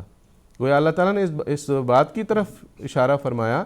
کہ اللہ تعالیٰ کی طرف کوئی جھوٹا الہام منسوب کرنے والا کبھی بھی کامیاب اور کامران نہیں ہو سکتا، وہ یقیناً ہلاک کیا جاتا ہے اور اس کو داہنے ہاتھ سے پکڑ کر اس کی شاہ رگ اللہ تعالیٰ کاٹ دیتا ہے۔ تو حضرت نبی اکرم صلی اللہ علیہ وسلم کی عظیم الشان دلیل اس رنگ میں اللہ تعالیٰ نے بیان فرمائی کہ حضرت نبی اکرم صلی اللہ علیہ وسلم کا اس قدر لمبا عرصہ پانا، باوجود اس دعویٰ کے کہ یہ دعویٰ بیان فرما رہے ہیں کہ میرے ساتھ اللہ تعالیٰ کلام کر رہا ہے، وہ وہی تمہارے سامنے بیان کر رہا ہے، مسلسل 23 سال کا عرصہ اللہ تعالیٰ کا کلام تمہارے سامنے پیش کرتا ہے، اس دعوے کے ساتھ کہ یہ کلام اللہ کا کلام ہے جو میرے اوپر نازل ہوا ہے۔ تو اس دلیل سے اللہ تعالیٰ نے بیان کیا اس آیت کریمہ میں کہ حضرت نبی اکرم صلی اللہ علیہ وسلم اللہ تعالیٰ کے سچے رسول اور سچے مرسل ہیں۔ تو یہ جو آیت میں نے ابھی آپ کے سامنے رکھی ہے، اس میں 3-4 باتیں ایسی اللہ تعالیٰ نے بیان کی ہیں جو شرائط کے طور پر بیان کی جا سکتی ہے۔ اگر یہ تینوں شرطیں کسی مدعی الہام کے اوپر پوری ہو جاتی ہیں اور پھر بھی وہ نہیں پکڑا جاتا، تو یقیناً وہ سچا ہے اللہ تعالیٰ کی طرف سے۔ سب سے پہلی بات جو اس آیت میں اللہ تعالیٰ نے بیان فرمائی وہ یہ بیان فرمائی کہ اللہ تعالیٰ نے فرمایا لو تقولا، اگر کوئی مدعی الہام جان بوجھ کر اللہ تعالیٰ کی طرف سے کوئی الہام منسوب کرے۔ تقولا باب تفاعل کا صیغہ ہے، اور باب تفاعل کی ایک خاصیت ہے کہ اس کے اندر تکلف کا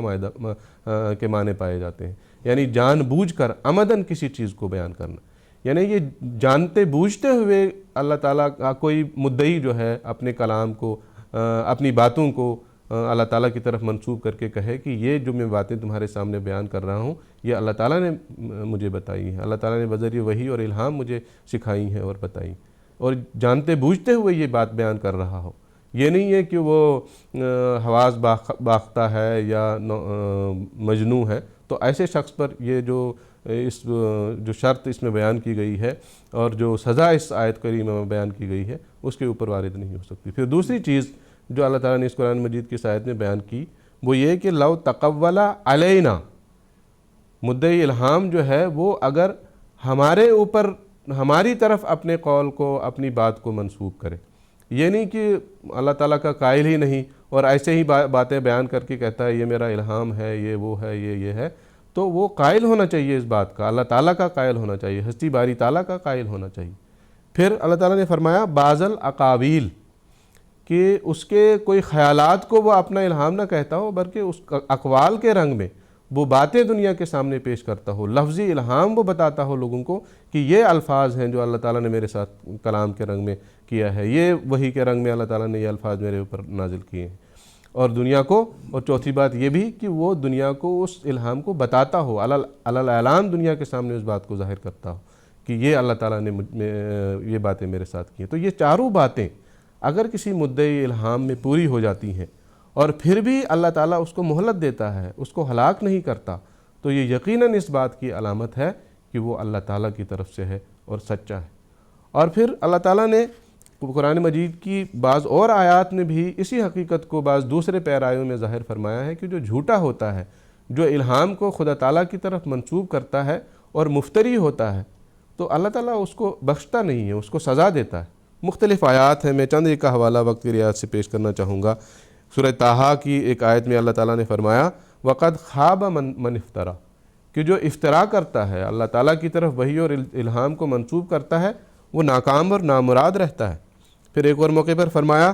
قُلْ إِنِ افْتَرَيْتُهُ فَعَلَيَّ إِجْرَامِي، یہ سورہ ہود کی آیت ہے کہ اگر اللہ تعالیٰ کا رسول بیان فرماتا ہے کہ اگر یہ میرا افطرا ہے تو اس افطرا کا وبال جو ہے وہ مجھ پر پڑے گا، اس کا جرم جو ہے میرے اوپر پڑے گا. پھر ایک آیت میں اللہ تعالیٰ فرماتا ہے وَإِن يَكُ كَاذِبًا فَعَلَيْهِ كَذِبُهُ، کہ اگر یہ اللہ تعالیٰ کی طرف اپنے الہام کو منسوب کرنے والا جھوٹا ہے، دعوی نبوت پیش کرنے والا جھوٹا ہے، تو اس کے جھوٹ کا وبال اس کے اوپر پڑے گا. پھر ایک موقع پر فرماتا ہے اللہ تعالیٰ فَمَنْ أَظْلَمُ مِمَّنِ افْتَرَى عَلَى اللَّهِ كَذِبًا أَوْ كَذَّبَ بِآيَاتِهِ أُولَئِكَ يَنَالُهُمْ نَصِيبُهُمْ مِنَ الْكِتَابِ، کہ اس شخص سے ظالم کون ہو سکتا ہے، اس شخص سے زیادہ ظالم اور کون ہو سکتا ہے جو اللہ تعالیٰ پر افطرا کرے، یعنی جھوٹا الہام اللہ تعالیٰ کی طرف منسوب کرے، او کذب بآیاتہ، یا اس کی آیات کو جھٹلائے. اولئک ینالہم نصیبہم من الکتاب، ایسے لوگوں کا ان کا مقررہ حصہ جو سزا کا ہے وہ ضرور مل کر رہے. اس آیت میں بھی اللہ تعالیٰ نے اسی بات کی طرف اشارہ کیا کہ جو اللہ تعالیٰ کی طرف جھوٹا الہام منسوب کرتا ہے اللہ تعالیٰ اس کو کامیابی اور کامرانی نہیں دیتا بلکہ اس افطرا کی سزا ضرور اس کو دیتا ہے. پھر یہ جو آیات میں نے آپ کے سامنے پیش کی ہیں، خاص طور پر سورۃ الحاقہ کی جو آیت میں نے شروع میں پیش کی وَلَوْ تَقَوَّلَ عَلَيْنَا بَعْضَ الْأَقَاوِيلِ، اس آیت کی جو بعض مفسرین نے تفسیر بیان کی ہے انہوں نے بھی اس بات کو بیان کیا ہے واضح رنگ میں کہ اس آیت میں اللہ تعالیٰ نے صداقت کی ایک عظیم الشان نشانی بیان کی ہے، اور اس بات کو، اس حقیقت کو بیان کیا ہے کہ جو مفتری ہے وہ کبھی بھی کامیاب نہیں ہو سکتا. تفسیر روح البیان میں اس آیت کی تفسیر میں لکھا ہے کہ اس آیت میں بتایا گیا ہے کہ آن حضرت صلی اللہ علیہ وسلم اگر کوئی بات اپنے پاس سے کہہ دیتے یا وحی میں کمی و بیشی کر دیتے تو اللہ تعالیٰ ان کو سخت سزا دیتا.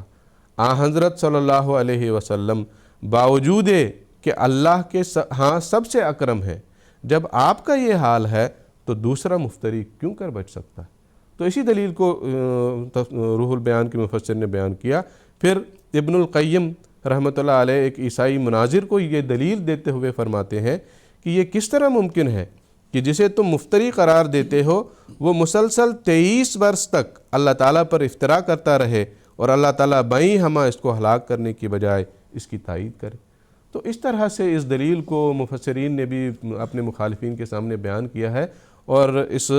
حقیقت کو دنیا کے سامنے رکھا ہے کہ کتنی زبردست دلیل ہے جو اللہ تعالیٰ نے اس آیت کریمہ میں اس رنگ میں بیان کی ہے کہ کوئی بھی شخص اگر اللہ تعالیٰ کی طرف جھوٹا الہام منسوب کرے تو اللہ تعالیٰ اس کو کامیابی عطا نہیں کرتا بلکہ اس کو ذلیل اور رسوا کرتا ہے اور اس کی سزا اس کو دیتا ہے. حضرت مسیح موعود علیہ السلام کے ساتھ بھی اللہ تعالیٰ کا الہام اور وحی کا سلوک اور ہم کلام ہونے کا سلوک ہوا. 1880 سے لے کر 1908 تک مسلسل اللہ تعالیٰ کا کلام آپ کے ساتھ ہوتا رہا اور وہ کلام آپ دنیا کے سامنے ظاہر فرماتے رہے. چنانچہ حضرت مسیح موعود علیہ السلام نے اسی آیت کریمہ کے حوالے سے اس کو بطور دلیل اپنے لیے پیش فرماتے ہوئے فرمایا. اسی ایک اقتباس کو پیش کر کے میں اپنی بات کو ختم کروں گا. حضور فرماتے ہیں کہ صادق کے لیے خدا تعالیٰ نے ایک اور نشان بھی قرار دیا ہے اور وہ یہ ہے کہ آن حضرت صلی اللہ علیہ وسلم کو فرمایا کہ اگر تو مجھ پر تقول کرے تو میں تیرا داہنا ہاتھ پکڑ لوں. اللہ تعالیٰ پر تقول کرنے والا مفتری فلاح نہیں پا سکتا بلکہ ہلاک ہو جاتا ہے. اور اب 25 سال کے قریب عرصہ گزرا ہے کہ خدا تعالیٰ کی وحی کو میں شائع کر رہا ہوں. اگر افطرا تھا تو اس تقول کی پاداش میں ضروری نہ تھا کہ خدا تعالیٰ اپنے وعدہ کو پورا کرتا. بجائے اس کے کہ وہ مجھے پکڑتا اس نے 100 نشان میری تائید میں ظاہر کیے اور نصرت پر نصرت مجھے دی. کیا مفتریوں کے ساتھ یہی سلوک ہوا کرتا ہے اور دجالوں کو ایسی ہی نصرت ملا کرتی ہے. تو اسی آیت کو حضرت مسیح موعود علیہ السلام نے اپنی صداقت کے ثبوت کے طور پر پیش فرماتے ہوئے فرمایا ہے کہ دیکھو حضرت صلی اللہ علیہ وسلم کے تعلق سے اللہ تعالیٰ نے اس طرح اس آیت قرآنی میں فرمایا ہے اور میں بھی 25 سال اس اقتباس میں فرمایا حضور نے 25 سال سے اللہ تعالیٰ میرے ساتھ ہم کلام ہو رہا ہے اور اس وحی اور الہام کو شائع کر رہا ہوں اپنی کتابوں میں. تو اگر میں جھوٹا ہوتا تو کیا جھوٹے والا معاملہ اللہ تعالیٰ میرے ساتھ نہیں کرتا؟ اور بلکہ آپ علیہ الصلوۃ والسلام نے بطور چیلنج اپنے مخالفین کے سامنے اس بات کو ظاہر فرمایا کہ اگر کوئی ایسا مفتری ہے جس نے الہام کا دعویٰ کیا اور پھر اس قدر اس کو عمر ملی 23 سال کا عرصہ اس کو ملا اللہ تعالیٰ کی طرف سے، تو اس کو دکھاؤ. چنانچہ ایک شعر میں حضور علیہ الصلوۃ والسلام فرماتے ہیں، اسی شعر کو پیش کر کے اپنی بات کو ختم کروں گا. ہے کوئی کاذب جہاں میں لاؤ لوگو کچھ نظیر، میری جیسی جس کی تائیدیں ہوئی ہوں بار بار، کچھ نہ تھی حاجت تمہاری نے تمہارے مکر کی، خود مجھے نابود کرتا وہ جہاں کا شہریار. وہ خود مجھے نابود کرتا اگر میں جھوٹا ہوتا. اس کی تائیدیں بتا رہی ہیں، اتنا عرصہ لمبا عرصہ اس کو مجھے حیات رکھنا بتاتا ہے کہ میں اللہ تعالیٰ کی طرف سے ہوں اور اس کے نشانات میری صداقت میں ظاہر ہو رہے ہیں. جی جزاک اللہ تعالیٰ جزا. کچھ ٹیلی فون کالرز کی طرف چلتے ہیں اور ان کے بھی سوالات سنتے ہیں. انڈیا سے مکرم فضل الہی صاحب اس وقت ہمارے ساتھ ٹیلی فون لائن پر موجود ہیں، ان سے بات کرتے ہیں. السلام علیکم ورحمۃ اللہ. فضل الہی صاحب. وعلیکم السلام مول صاحب. جی جناب. مول صاحب میرا سوال یہ ہے کہ حضرت صلی اللہ علیہ وسلم پر جو لوگ ایمان لائے تو کیا یہ جس طرح ہم حضرت مسیح موعود علیہ السلام کی جماعت میں جب شامل ہوتے ہیں تو ہم بیعت کر کے جماعت میں شامل ہوتے ہیں، تو کیا کبھی حضرت صلی اللہ علیہ وسلم کے دور میں کبھی ایسا ہوا کیا جو اللہ کے رسول پر جب ایمان لاتے ہیں تو اسلام میں داخل ہوتے تو کبھی کیا ان کی بیعت لی گئی تھی کیا؟ اور اسی طرح خلفائے راشدین کے دور میں بھی ایسا کبھی ہوا کیا؟ ذرا اس کا حوالہ ہمیں پیش کیا تو بہت اچھا رہے گا مولوی صاحب. جزاکم اللہ. جزاکم اللہ جناب، شکریہ. محترم مولانا محمد کریم الدین صاحب شاہد سے درخواست. فضل اللہ صاحب، آپ نے قرآن مجید تو پڑھا ہوگا، سورۃ الفتح کی 11ویں آیت ہے، ان الذین یبایعونک انما یبایعون اللہ ید اللہ فوق ایدیہم. اس میں واضح طور پر بیعت رضوان کا تو ذکر ہے، لیکن طریق بھی بتایا گیا ہے کہ حضرت صلی اللہ علیہ وسلم بیعت لیا کرتے تھے، اور بیعت لینے کا طریق یہ تھا کہ آپ کا ہاتھ اوپر ہوتا تھا اور بیعت کرنے والوں کا ہاتھ نیچے ہوا کرتا تھا. تو اللہ تعالیٰ نے فرمایا کہ وہ حضرت صلی اللہ علیہ وسلم کا ہاتھ نہیں بلکہ اللہ تعالیٰ کا ہاتھ دراصل تھا. تو اس سے تو یہ بات ثابت ہے کہ حضرت صلی اللہ علیہ وسلم بیعت لیا کرتے تھے. چنانچہ دیکھیے جب مکے میں اسلام پھیلا ہے، جن لوگوں نے قبول کیا وہ اسی طرح حضرت صلی اللہ علیہ وسلم سے بیعت لیتے تھے، اور عقبہ اولیٰ اور عقبہ ثانیہ میں جو مدینہ کے لوگ آ کر جنہوں نے بیعت کی تھی انہوں نے بھی حضرت صلی اللہ علیہ وسلم کو قبول کر کے یہ اظہار کیا تھا کہ ہم آپ کی ہر طرح سے مدد کریں گے. اس کے علاوہ دیکھیے جب مکہ فتح ہوا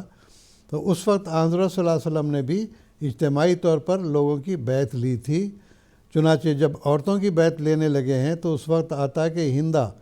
جو کہ ابو سفیان کی بیوی تھیں، ان کو وہ بھی چھپتی چھپاتی جو ہے وہ بیعت کرنے والی عورتوں میں شامل ہو گئی تھیں. حضرت صلی اللہ علیہ وسلم عورتوں کی بیعت جو ہے وہ براہ راست ہاتھ سے نہیں لیا کرتے تھے بلکہ کسی کپڑے کے ذریعے سے یا زبانی طور پر لیا کرتے تھے. تو آپ نے یہ کہا کہ کہو تم شرک نہیں کرو گی، اس بات کا عہد کرتی ہو. تو اس وقت ہندہ بول اٹھی کہ یا رسول اللہ، جب کہ ہمارے 360 جو بت ہیں وہ ہار گئے اور آپ کا ایک خدا جیت گیا، تو کیا اب بھی ہم شرک کریں گی؟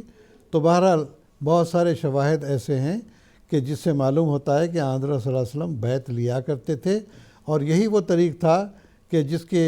نتیجے میں حضرت ابوبکر صدیق رضی اللہ تعالیٰ عنہ جب خلافت پر متمکن ہوئے تو آپ نے بھی لوگوں سے بیعت لی.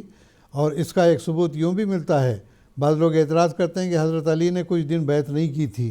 اس کی کیا وجوہات تھیں، وہ اس کو ہم یہاں زیر بحث نہیں لانا چاہتے. بہرحال حضرت صلی اللہ علیہ وسلم کی وفات کے بعد حضرت ابوبکر صدیق رضی اللہ تعالیٰ عنہ کی اکثر لوگوں نے بیعت کی تھی. کچھ وجوہات کی وجہ سے حضرت علی نے بیعت نہیں کی تھی، لیکن انہی کی کتابوں سے، شیعہ کتابوں سے یہ معلوم ہوتا ہے کہ حضرت علی خود بیان کرتے ہیں کہ ثم ذهبت الى ابی بکر فبایعتہ، کہ میں پھر حضرت ابوبکر صدیق رضی اللہ تعالیٰ عنہ کے پاس گیا اور میں نے آپ کی بیعت کی. تو خلفائے راشدین کا بھی حضرت صلی اللہ علیہ وسلم کے طریق کے مطابق ہی طریق تھا بیعت لینے کا، تو اس میں تعجب کی کوئی بات نہیں ہے۔ ہاں، حضرت مسیح السلام اور آپ کے خلفاء جو بیعت لیتے ہیں، اور اب جو عالمگیر بیعت کا سلسلہ شروع کیا ہے تو خلیفۃ المسیح رابع کے دور سے، تو اس میں بھی کوئی تعجب کی بات نہیں ہے۔ یہ بتانے کے لیے کہ ہم اللہ تعالیٰ کی تائید و نصرت کے ساتھ اسلام کو غالب کرنے کے لیے آپ کے ہاتھ پر یہ عہد کرتے ہیں۔ بیعت کیا چیز ہے؟ بیعت کے معنی ہے بیچ دینا۔ ہم نے اپنے آپ کو بیچ دیا ہے، اسلام کی خدمت کے لیے ہم نے اپنے آپ کو وقف کر دیا ہے۔ دنیاوی کاروبار بے شک ہم کرتے ہیں، لیکن ہمارا جو پہلا مدعا ہے وہ اسلام کا غلبہ ہے اور اسلام کی تبلیغ و اشاعت ہے۔ یہی وہ بات ہے کہ ہم اللہ تعالیٰ کی رضا پر چلیں گے، اللہ تعالیٰ کے احکام کی پابندی کریں گے، اور نظام خلافت کے استحکام کے لیے ہم سر توڑ کوشش کریں گے۔ یہی مقصد ہوتا ہے۔ آپ وسلم کے بیعت لینے کا بھی یہی مقصد تھا، آپ کے خلفائے راشدین کا بھی یہی مقصد تھا، اور اب اس زمانے میں مسیح موعود علیہ السلام اور آپ کے خلفاء کا بھی یہی طریق ہے۔ جزاکم اللہ۔ ایک اور ٹیلی فون کالر ہیں انڈیا سے ہی، سید شجاعت حسین صاحب، ان کا سوال سنتے ہیں۔ السلام علیکم ورحمۃ اللہ۔ سید شجاعت حسین صاحب۔ السلام ورحمۃ اللہ وبرکاتہ۔ آپ سب کو میری طرف سے بہت بہت سلام، اور میرا سوال یہ ہے کہ آنے والا موت جو ہے وہ تمام دنیا کے لیے ایک ہی شخصیت ہوگا، جیسا کہ ہندو بولتے ہیں کہ ہندو کرشن کے انتظار میں ہے، اور عیسائی حضرت عیسیٰ کے انتظار میں ہے، مسلمان مسیح و مہدی کے انتظار میں ہے۔ آپ اس پہ روشنی ڈالیں کہ آنے والا جو موعود ہے وہ سب کے لیے ایک ہی شخصیت ہوگا جو الگ الگ ناموں سے پہچانا جائے گا۔ جزاک اللہ۔ جزاک اللہ جناب، شکریہ۔ محترم مولانا عطا المجیب لون صاحب سے درخواست۔ جی جزاک اللہ۔ اختصار کے ساتھ میں عرض کروں گا کہ اللہ تعالیٰ نے قرآن مجید میں ایک موقع پر فرمایا ہے کہ وَإِذَا الرُّسُلُ أُقِّتَتْ، کہ ایک زمانہ ایسا آئے گا کہ جب تمام رسول اکٹھے کر دیے جائیں گے، اور ایک اور موقع پر یوں بھی فرمایا اللہ تعالیٰ نے وَإِذَا النُّفُوسُ زُوِّجَتْ، کہ ایک زمانہ ایسا آئے گا کہ جب تمام لوگ اکٹھے کیے جائیں گے اور یکجان ہو جائیں گے، وہ اس طرح ان کو ملا دیا جائے گا لوگوں کو دنیا میں انسانوں کو کہ وہ یکجان ہو جائیں گے، ایک ہی نفس کی طرح ان کو سب کو اکٹھا کیا جائے گا۔ گویا کہ یہ جو ہمارا اس وقت کا زمانہ ہے، اس وقت جو دنیا کے حالات ہیں اور ترقیات ہیں، ان ترقیات کی وجہ سے انسان اب دیکھیں دنیا کو گلوبل ولیج کہا جاتا ہے، ایک گلوبل ولیج کی صورت اختیار کر گیا ہے۔ ایسے رسل و رسائل اور روابط اور کمیونیکیشن ہو گئی ہے کہ ایک کونے میں بیٹھا ہوا انسان دوسرے کونے میں بیٹھے ہوئے انسان کے ساتھ ایک سیکنڈ کے اندر رابطہ کر سکتا ہے۔ تو اس طرح ایک اجتماعیت اور مجتمع کر دیا ہے اللہ تعالیٰ نے اس زمانے میں انسان کو۔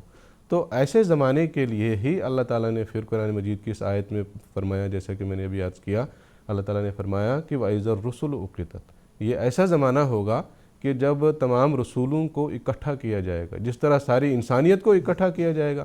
پہلے یہ ہوتا تھا کہ الگ علاقوں میں، الگ حالات میں، الگ وقت میں الگ الگ رسول آتے تھے، الگ الگ مسلح آتے تھے۔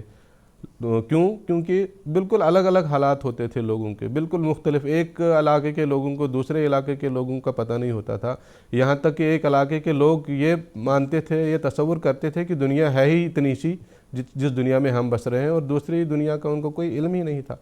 تو جب ایسے حالات تھے تو اللہ تعالیٰ نے الگ الگ وجودوں کو دنیا میں مبعوث کیا، اور انہوں نے انسانیت کو گمراہی سے نکال کر ہدایت کی طرف لایا۔ لیکن اس آخری زمانے میں جس کا میں نے بھی ذکر کیا، جب یہ حالات ہونے تھے تو ایسے ہی حالات کے لیے اللہ تعالیٰ نے قرآن مجید میں یہ بھی فرمایا کہ ایسے ہی حالات میں ایک ایسا رسول آئے گا، ایک ایسا موعود آئے گا کہ گزشتہ تمام موعود کی صفات اس موعود کو دے دی جائیں گی۔ بے شک جیسا کہ انہوں نے سوال کرنے والوں نے ابھی اپنے سوال میں پوچھا کہ ہندو بھی انتظار میں ہیں، بدھ بھی انتظار میں ہیں، یہودی بھی انتظار میں ہیں، عیسائی بھی انتظار میں ہیں، مسلمان بھی انتظار میں ہیں، سارے اپنے اپنے موعودوں کا انتظار کر رہے ہیں۔ لیکن اللہ تعالیٰ نے ان سارے موعودوں کو ایک ہی موعود میں اکٹھا کر کے اس زمانے میں مبعوث کیا، جیسا کہ اللہ تعالیٰ نے حضرت مسیح موعود علیہ السلام کو مخاطب کرتے ہوئے اپنے الہام میں فرمایا بھی کہ جری اللہ فی حلل الانبیاء، کہ ایک ایسا پہلوان ہے اللہ تعالیٰ کا جو تمام انبیاء کے لبادہ میں مبعوث ہوا ہے۔ تو یہ پیش گوئیاں اور یہ جو الہامات ہیں، اور قرآن مجید کی جو آیت ہے، یہ بتاتی ہے ہمیں کہ آخری زمانے میں جس موعود نے آنا تھا اس نے تمام موعودوں کی صفات لے کر آنا تھا اور دنیا کو گمراہی سے نکال کر ہدایت کی طرف گامزن کرنا۔ جزاک اللہ۔ ہم پروگرام کو آگے بڑھاتے ہیں اور محترم مولانا محمد کریم الدین صاحب شاہد سے میں یہ پوچھنا چاہوں گا کہ اللہ تعالیٰ کے جو فرشتادے ہیں ان کی صداقت کی ایک دلیل یہ بھی ہے کہ اللہ تعالیٰ ان کی دعاؤں کو قبول فرماتا ہے، تو حضرت مسیح موعود السلام کی صداقت اس حوالے سے میں آپ سے اس کے حوالے سے جاننا چاہتا ہوں۔ جزاک اللہ۔ حضرت مسیح موعود علیہ السلام نے جب دعویٰ مسیحیت فرمایا تو اس کے ساتھ بہت سارے نشانات بھی آپ نے دکھلانے کا لوگوں کو چیلنج بھی دیا تھا، جیسا کہ 1885 میں آپ نے یہ چیلنج دیا تھا کہ خدا تعالیٰ میری دعاؤں کو سنتا ہے اور اس کے نتیجے میں نشانات بھی ظاہر کرتا ہے، اور ساری دنیا کو آپ نے بتایا کہ اگر کسی کو شک ہے تو وہ آئے میرے پاس 1 سال تک ٹھہرے، اور اگر دعاؤں کی قبولیت اور خدا تعالیٰ کے نشان اس کو نہ نظر آئیں تو بے شک جو چاہے وہ کرے، ہم اس کا پورا خرچہ اٹھانے کے لیے بھی تیار ہیں، آنے جانے کا خرچ بھی دیں گے، رہائش کا اس کے اسٹینڈرڈ کے مطابق ہی انتظام کرنے کے ہم پابند ہوں گے۔ لیکن کوئی شخص بھی مقابلے کے لیے نہیں آیا، اور بعض لوگ آئے دکھانے کے لیے، لیکن جو شرط تھی کہ آپ کے پاس آ کر ٹھہریں وہ کوئی بھی آ کے آپ کے پاس نہیں ٹھہرا۔ تو یہ ایک تمہید تھی۔ اس کے بدلے میں آپ نے خود اس بات کا ذکر کیا ہے کہ اللہ تعالیٰ نے میری دعاؤں کو اس کثرت سے سنا ہے کہ اس سے 3000 سے زائد ایسی دعائیں ہیں جن کے خود لوگ گواہ موجود ہیں کہ یہ دعائیں پوری ہوئی ہیں۔ اب اتنا وقت نہیں ہے کہ یہاں پر تفصیل سے ان تمام دعاؤں کا ذکر کیا جا سکے، میں صرف نمونے کے طور پر چند ایک باتیں پیش کرنا چاہتا ہوں۔ وہ یہ ہے کہ اب دیکھیے، قادیان کے قریبی ایک گاؤں میں منشی عطا محمد صاحب نامی ایک دوست رہتے تھے۔ وہ مسیح موعود علیہ السلام کو نہیں مانتے تھے۔ کسی بزرگ نے ان کو تبلیغ کی کہ مسیح موعود آ گیا ہے، تم اس کو قبول کرو، تو انہوں نے کہا کہ بھئی بات یہ ہے کہ میری 3 بیویاں ہیں اور ایک عرصہ ہو گیا کہ ان سے کوئی اولاد مجھے نہیں ہوئی۔ میں چاہتا ہوں کہ اگر میں مرزا صاحب کو دعا کے لیے لکھوں اور وہ میرے منشا کے مطابق جو ہے وہ میرے گھر اولاد ہو جائے تو میں ضرور جو ہے ان کو سچا مان لوں گا۔ چنانچہ ان کو کہا گیا کہ ٹھیک ہے، آپ مرزا صاحب کو خط لکھیں اور اپنا منشا بیان کریں۔ چنانچہ منشی عطا محمد صاحب نے حضرت مسیح موعود علیہ السلام کو خط لکھا کہ یہ حال ہے کہ میری 3 بیویاں ہیں، مدت ہوئی، کسی سے بھی کوئی اولاد ابھی تک نہیں ہوئی ہے، آپ کی دعائیں اللہ تعالیٰ سنتا ہے، تو میرے لیے یہ دعا کریں کہ میں جس بیوی سے چاہوں اس سے ایک خوبصورت اور با اقبال بیٹا پیدا ہو جائے، اور میری خواہش یہ ہے کہ میری جو بڑی بیوی ہے اس سے خوبصورت اور با اقبال بیٹا پیدا ہو، تو میں یقین رکھتا ہوں کہ آپ کی صداقت کا میں قائل ہو جاؤں گا۔ تو اس پہ حضرت مسیح موعود علیہ السلام نے ان کو خط لکھا کہ انشاءاللہ میں دعا کروں گا اور آپ جس بیوی سے چاہتے ہیں اسی سے اولاد ہو جائے گی، لیکن شرط یہ ہے کہ آپ زکریا والی توبہ اختیار کریں۔ اب ان کو پتہ نہیں تھا کہ زکریا والی توبہ کیا ہے۔ انہوں نے اپنے احمدی دوست سے پوچھا کہ زکریا والی توبہ کیا چیز ہے، تو انہوں نے بتایا کہ حضرت زکریا علیہ السلام نے جس طرح سے اللہ تعالیٰ سے یہ وعدہ کیا تھا کہ میں لوگوں سے کلام نہیں کروں گا، کوئی غلط بات نہیں کروں گا، تیری عبادت کروں گا وغیرہ وغیرہ، ان کو جب بتایا تو یہ بات ہے۔ تو انہوں نے کہا کہ ٹھیک ہے، آج سے میں تمام اپنی بری عادتیں بھی چھوڑتا ہوں، خدا کی عبادت بھی شروع کر دوں گا وغیرہ۔ انہوں نے کہا کہ ٹھیک۔ تو چنانچہ جب انہوں نے ایک لحاظ سے وہ توبہ کی پابندی شروع کی تو بتایا جاتا ہے کہ ابھی 5 مہینے نہیں گزرے تھے کہ ان کی بیوی جو بڑی بیوی تھی اس نے رونا پلانا شروع کر دیا۔ انہوں نے پوچھا کہ بات کیا ہے؟ وہ کہنے لگی کہ اتنا عرصہ گزر گیا ہے، اب رہی صحیح امید بھی جاتی رہی، اور جو مجھے ماہواری آتی تھی وہ بھی اب بند ہو گئی، اب تو کوئی ذریعہ ہی نہیں رہا کہ کوئی اولاد پیدا ہو جائے ہمارے پاس۔ تو بعض لوگوں نے مشورہ دیا کہ ان کو کسی بڑے ڈاکٹر سے دکھانا چاہیے، علاج کرواؤ اس کا۔ تو وہ سن کے کہنے لگے کہ نہیں، ڈاکٹروں کے پاس کہاں جانا ہے، کہیں کہیں لوگوں سے پوچھا، بعضوں نے ٹوٹکے بتانے شروع کر دیے۔ تو انہوں نے کہا کہ نہیں، یہ سب باتیں چھوڑو۔ اس نے منشی عطا محمد صاحب نے ایک دایا کو بلایا اور کہا کہ بھئی اس کا معائنہ کرو، کیا بات ہے۔ تو اس نے معائنہ کرتے ہوئے کہا، وہ دیہات کی رہنے والی تھی، وہ اس کا معائنہ کرتے ہوئے کہنے لگی کہ او بھائی معلوم ہوتا ہے خدا بھول گیا ہے۔ انہوں نے کہا ہاں یہ کیا بات ہے؟ کہتا ہے معلوم ایسا ہی ہوتا ہے، خدا بھول گیا ہے۔ باہر بھی آ کے اس نے یہی کہا کہ منشی صاحب معلوم ہوتا ہے خدا بھول گیا۔ کہنے مائی کیا بات ہے؟ وہ کہنے لگی کہ یہ تو تمہاری بیوی حمل سے ہے، اس کو تو بچہ ہونے والا ہے۔ تو وہ بھی تعجب کے 4-5 مہینے میں ہی اللہ تعالیٰ نے یہ نشان دکھانا شروع کیا۔ تو الحمدللہ کہ حضور کی دعا کے نتیجے میں بڑی بیوی سے وہ اولاد چاہتے تھے، اللہ تعالیٰ نے وہ سامان پیدا کر دیے، اور کچھ عرصے کے بعد پھر واقعی ان کی بڑی بیوی کے پاس جیسا کہ ان کی خواہش تھی بیٹا پیدا ہوا، خوبصورت بیٹا پیدا ہوا اور با اقبال پیدا ہوا، اور وہ پھر اللہ تعالیٰ کے فضل سے عمر پانے والا بھی بنا، اور بعد میں وہ ایگزیکٹو انجینئر بنا وہ بچہ۔ جلسہ سالانہ ربوہ میں بھی وہ آتا جاتا رہا، عبدالحق ان کا نام تھا۔ تو حضرت مسیح موعود علیہ السلام کی دعا سے دیکھیے آپ نے یہی فرمایا ہے کہ غیر ممکن کو یہ ممکن سے بدل دیتی ہے، اے میرے فلسفی و زور دعا دیکھو تو کہاں تو یہ تھا کہ بالکل نا امیدی تھی، اور کہاں یہ کہ اللہ تعالیٰ نے آپ کی دعا کے نتیجے میں خوبصورت با اقبال بیٹا ان کو عطا کیا، اور جیسے آپ چاہتے تھے وہ چاہتے تھے اسی طرح کا بیٹا ان کو دیا گیا۔ تو بعد میں پھر ان کو بھی قبول احمدیت کی توفیق بھی مل گئی۔ دوسری بات یہ ہے کہ حضرت نواب محمد علی خان صاحب کا ایک بیٹا عبدالرحیم نام کا تھا، وہ سخت بیمار ہو گیا، اتنا تپ محرقہ جسے کہتے ہیں، سخت اتنا بخار چڑھا کہ بچنے کی کوئی امید نہیں تھی۔ تو وہ ڈاکٹروں نے بھی مایوسی کا اظہار کر دیا کہ بھئی اب یہ بچہ نہیں بچ سکتا۔ تو چونکہ نواب محمد علی خان صاحب بڑے مخلص احمدی تھے، حضور کے بڑے معتقد تھے، حضرت مسیح السلام کو دل میں بڑا درد پیدا ہوا، دعا کرنی شروع کر دی، تو لیکن اللہ تعالیٰ کی طرف سے یہ اشارہ ملا کہ تقدیر مبرم ہے، اب یہ بچہ بچ نہیں سکتا۔ تو حضور نے کہا کہ یا اللہ اگر یہ تقدیر مبرم ہے تو میں دعا کے ساتھ ساتھ شفاعت کرتا ہوں اس کے لیے۔ تو اللہ تعالیٰ کی طرف سے الہام ہوا من ذا الذی یشفع عندہ الا باذنہ، کہ خدا کے حکم کے بغیر کون ہوتا ہے جو شفاعت کرے کوئی۔ حضور کہتے ہیں کہ مجھے تو بڑی گھبراہٹ ہو گئی، تو یہ میں نے کیا کیا؟ پھر تھوڑی دیر کے بعد اللہ تعالیٰ کی طرف سے الہام ہوا انک انت المجاز، اب تمہیں اجازت ہے، ہم اجازت دیتے ہیں شفاعت کرو۔ چنانچہ حضرت مسیح موعود علیہ السلام نے بڑے الہا سے دعا کرتے ہوئے اس کی شفاعت کی، سفارش کی کہ اے اللہ اس کو صحت عطا کر۔ چنانچہ وہ بچہ جو بالکل قبر میں جانے والا تھا، ڈاکٹروں نے مایوسی کا اظہار کر دیا تھا، وہ بچہ آہستہ آہستہ روح بصحت ہوا، اور پھر اللہ تعالیٰ کے فضل سے نہ صرف روح بصحت ہوا بلکہ لمبی عمر اس نے پائی ہے، اور مجسٹریٹ بھی بنا، اور آخر تلنگانہ جو آج کل ہے وہاں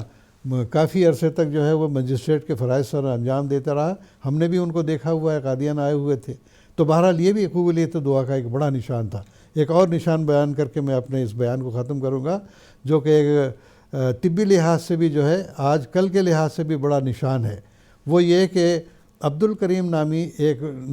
بچہ قادیان میں پڑھنے کے لیے آیا ہوا تھا، اور اتفاق ایسا ہوا کہ ایک دیوانے کتے نے اس کو کاٹ لیا۔ اس زمانے میں دیوانے کتے کا علاج جو کسولی جو ہماچل پردیش میں ہے وہاں پر ہوا کرتا تھا۔ اس بچے کو وہاں بھیجا گیا، علاج ہوا، ٹیکے وکے لگائے گئے، بچہ صحت مند ہو کے واپس آ گیا۔ واپس آنے کے کچھ عرصے کے بعد پھر اس کے اندر دیوانگی کے آثار پیدا ہونے شروع ہو گئے، پانی سے وہ ڈرنے لگا، اور اتنا اس کے اندر جو ہے وہ دیوانگی کے آثار پیدا ہو گئے کہ اس کو ایک الگ کمرے میں بند کرنا پڑا۔ اور حضور نے فرمایا کہ کسولی کو اتار کر دے کر پوچھو ڈاکٹروں سے کہ اب اس کا کیا علاج ہوگا۔ تو وہاں سے جواب کیا آتا ہے، sorry nothing can be done for Abdul Karim, کہ افسوس اب عبد الکریم کے لیے کوئی علاج نہیں ہو سکتا۔ حضرت مسیح موعود السلام کے دل میں بڑا درد پیدا ہوا، بڑی دور سے یہ بچہ دکن کے علاقے سے آیا ہوا، یادگیر جو کہ کرناٹک میں ہے آج کل، وہاں سے آیا ہوا، اور یہ اگر فوت ہو جاتا ہے تو اس بچے کے ماں باپ پر کیا گزرے گی، اور ہمارے دل پر بھی بڑا اثر ہوگا۔ بڑے الہا سے دعا کی۔ لوگ بیان کرتے ہیں کہ جیسے ایک ماں اپنے بچے کے لیے تڑپ کر دعا کرتی ہے، مسیح موعود علیہ السلام نے ایسی دعا کی۔ ابھی دعا آپ جاری رکھتے تھے، بار بار آپ اس کی کیفیت بھی لیتے جاتے تھے کہ بچے کا کیا حال ہے، لوگ بتاتے جاتے تھے ساتھ ساتھ۔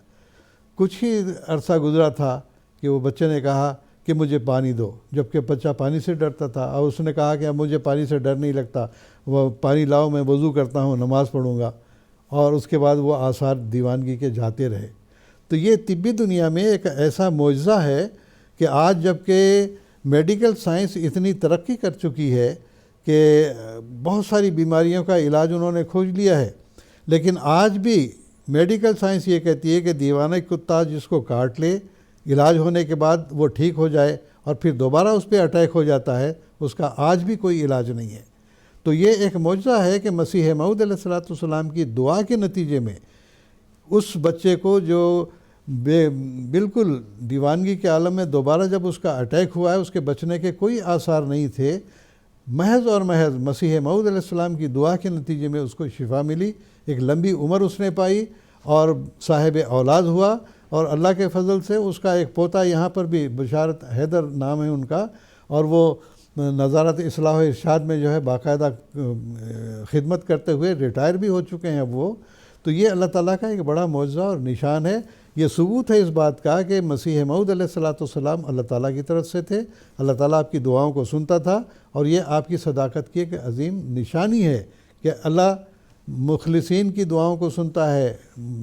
اور سچوں کی دعاؤں کو سنتا ہے، اور خصوصاً جو مقرب ہوتے ہیں ان کی دعاؤں کو تو بہرحال سنتا ہے۔ تو یہ ایک صداقت کا نشان ہے۔ ایسے تو بہت سارے دعائیں ہیں جن کا کہ یہاں پر وقت اجازت نہیں دیتا کہ ان کو بیان کیا جا سکے۔ جی جزاکم اللہ تعالیٰ جزا۔ آگے بڑھاتے ہوئے محترم مولانا عطا المجیب لون صاحب سے یہ بھی سوال ہے کہ جس طرح کہ اللہ تعالیٰ کا وعدہ ہے کہ کتب اللہ لاغلبن انا ورسلی، کہ وہ اپنے انبیاء کو ہمیشہ غلبہ عطا کرتا ہے، تو حضرت مسیح علیہ السلام کی صداقت کو اس آیت کی روشنی میں جب ہم پرکھتے ہیں تو اس حوالے سے میں آپ سے تفصیل جاننا چاہوں گا۔ اللہ تعالیٰ کی یہ سنت شروع سے رہی ہے کہ جب بھی وہ اپنے مرسلین کو مبعوث کرتا ہے تو ان کے لیے اپنی تائید اور نصرت کا جو وعدہ ہے وہ پورا کرتا ہے۔ ہوتا یہ ہے کہ جب بھی اللہ تعالیٰ کا کوئی مامور دنیا میں مبعوث ہوتا ہے تو لوگ اس کی مخالفت کرتے ہیں، مخالفت کا ہر حربہ استعمال کرتے ہیں، اس کا استہزاء کرتے ہیں اور اس کو ہر قسم کی تکلیف پہنچانے کی کوشش کرتے ہیں۔ چنانچہ ہر نبی کے ساتھ ایسا ہی سلوک ہوا، اور سب سے بڑھ کر اصدق الصادقین حضرت محمد عربی نبی اکرم صلی اللہ علیہ وسلم کے ساتھ ہوا۔ ایسی مخالفت آپ کی دشمن نے کی کہ جس کی مثال کہیں نہیں مل سکتی، اور اس حد تک کی کہ آپ کے قتل تک کے منصوبے بنائے گئے۔ قرآن مجید میں اللہ تعالیٰ نے اسی کی طرف اشارہ کرتے ہوئے فرمایا ہے کہ وَإِذْ يَمْكُرُ بِكَ الَّذِينَ كَفَرُوا لِيُثْبِتُوكَ أَوْ يَقْتُلُوكَ أَوْ يُخْرِجُوكَ، کہ جب کفار تیرے بارے میں یہ مکر کر رہے تھے کہ تجھے قید کر دیں یا تجھے قتل کر دیں یا تجھے نکال دیں مکہ سے۔ حضرت مسیح موعود علیہ السلام نے فرمایا ہے کہ 5 موقع ایسے آئے حضرت نبی اکرم صلی اللہ علیہ وسلم کی زندگی میں جبکہ جان کا بچانا محالات میں سے نظر آتا ہے، لیکن 5 موقعوں پر اللہ تعالیٰ نے حضرت نبی اکرم صلی اللہ علیہ وسلم کو مبعوث کیا۔ کیوں؟ اس کی وجہ یہی ہے، جیسا کہ آپ نے اس آیت کے حوالے سے ذکر فرمایا ابھی، کہ اللہ تعالیٰ کا اپنے انبیاء اور اپنے مرسلین کے تعلق سے یہ وعدہ ہے کہ کتب اللہ لاغلبن انا ورسلی، کہ اللہ تعالیٰ نے یہ لکھ چھوڑا ہے کہ میں اور میرے رسول جو ہے وہ ہمیشہ غالب آئیں گے۔ دشمن چاہے جتنی مرضی مخالفت کرے، جتنی مرضی تکالیف اللہ تعالیٰ کے پیارے انبیاء اور ان کے ماننے والوں کو پہنچائے، انجام کار کامیابی اور کامرانی جو ہے وہ اللہ تعالیٰ کے بھیجے ہوں کے حق میں اور ان کے ماننے والوں کے حق میں ہی لکھی جاتی ہے اور پوری ہوتی ہے۔ حضرت مسیح موعود علیہ السلام کے ساتھ بھی یہ وعدہ جو ہے عظیم الشان رنگ میں پورا ہوا۔ ایک زمانہ ایسا تھا ابتدا کا دور، جو 1880-81 کا دور، جب آپ نے براہین احمدیہ تصنیف فرمائی تو کوئی مخالفت نہیں تھی، سب لوگ آپ کو پسند کرتے تھے، آپ کے تقوی اور آپ کی نیکی کے قائل تھے اور آپ کے جذبہ خدمت کے قائل تھے۔ لیکن جو ہی آپ نے 1890-91 میں مسیح موعود اور مہدی موعود ہونے کا دعویٰ کیا تو ہر طرف سے مخالفت کا ایک زور شروع ہو گیا، لوگوں کو آپ کے پاس آنے سے روکا جانے لگا، آپ کے خلاف کفر کے فتوے دیے جانے لگے، جنہوں نے آپ کے اوپر ایمان لایا ان کو تکالیف پہنچائی جانے لگی، اور خود آپ کی ذات کو اس قدر تکالیف پہنچائی گئیں کہ آپ کے اوپر بھی آپ کو قتل کرنے کی کوشش کی گئی، اقدام قتل کے مقدمات آپ کے اوپر کیے گئے۔ چنانچہ ڈاکٹر مارٹن کلارک نے عبدالحمید نامی ایک شخص کو عدالت میں پیش کیا کہ انہوں نے اس شخص کو مجھے قتل کرنے کے لیے بھیجا ہوا تھا۔ تو اس طرح کے اللہ تعالیٰ نے اپنے فضل سے حضرت مسیح موعود علیہ السلام کو اس مقدمے سے بری فرمایا، اور جو مخالفین کی جو خواہش تھی اور ان کا جو حربہ تھا وہ انہی کے اوپر واپس ان کے اوپر لوٹایا، اور ان کو ذلت اور رسوائی کا منہ اس مقدمے میں دیکھنا پڑا۔ تو ہر قسم کے حربے اپنائے گئے حضرت مسیح موعود علیہ السلام کی مخالفت میں، آپ کو ناکام اور نامراد بنانے کے لیے۔ لیکن اللہ تعالیٰ نے آپ کے ساتھ یہی وعدہ کیا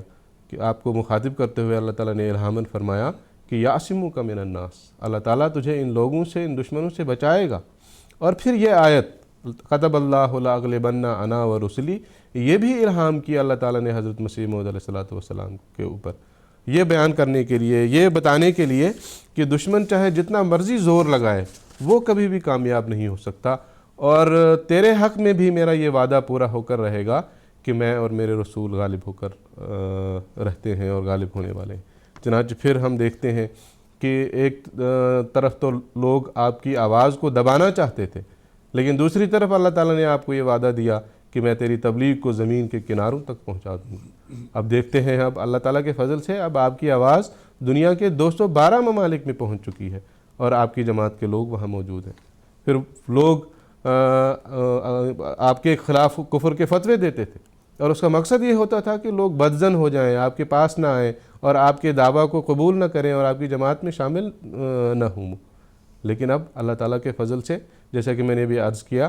کہ لاکھوں کروڑوں کی تعداد میں جماعت کی تعداد ہو گئی ہے، اور کروڑوں کی تعداد میں حضرت مسیح موعود علیہ السلام پر ایمان لانے والے دنیا میں موجود ہیں۔ پھر وہ لوگ بھی تھے، محمد حسین بٹالوی جیسے لوگ، جو لوگوں کو آپ کے پاس آنے سے روکتے تھے،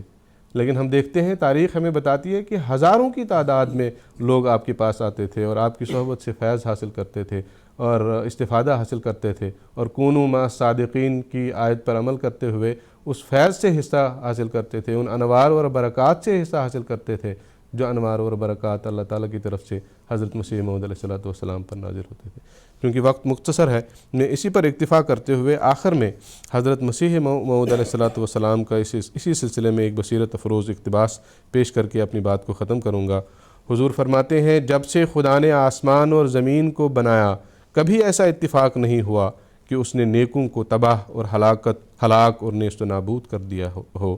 بلکہ وہ ان کے لیے بڑے بڑے کام دکھلاتا رہا ہے اور اب بھی دکھلائے گا۔ وہ خدا نہایت وفادار خدا ہے، اور وفاداروں کے لیے اس کے عجیب کام ظاہر ہوتے ہیں۔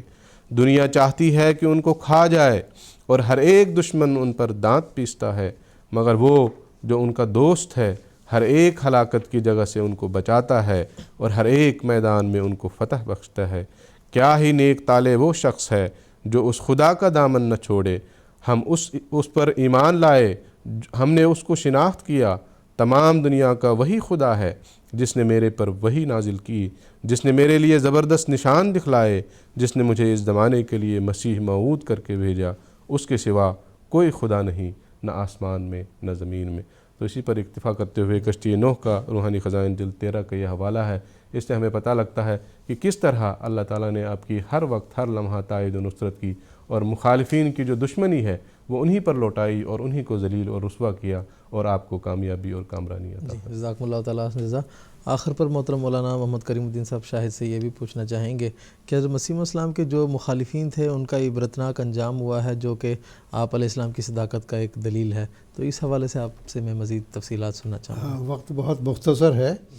بس میں ایک بریف طور پر صرف پوائنٹ آؤٹ ہی کر سکتا ہوں۔ سب سے پہلے تو یہ دیکھیں، حضرت مسیح موعود علیہ السلام نے جب دعویٰ مسیحیت فرمایا تو سب سے بڑا جو مخالف تھا وہ محمد حسین بٹالوی تھے، اور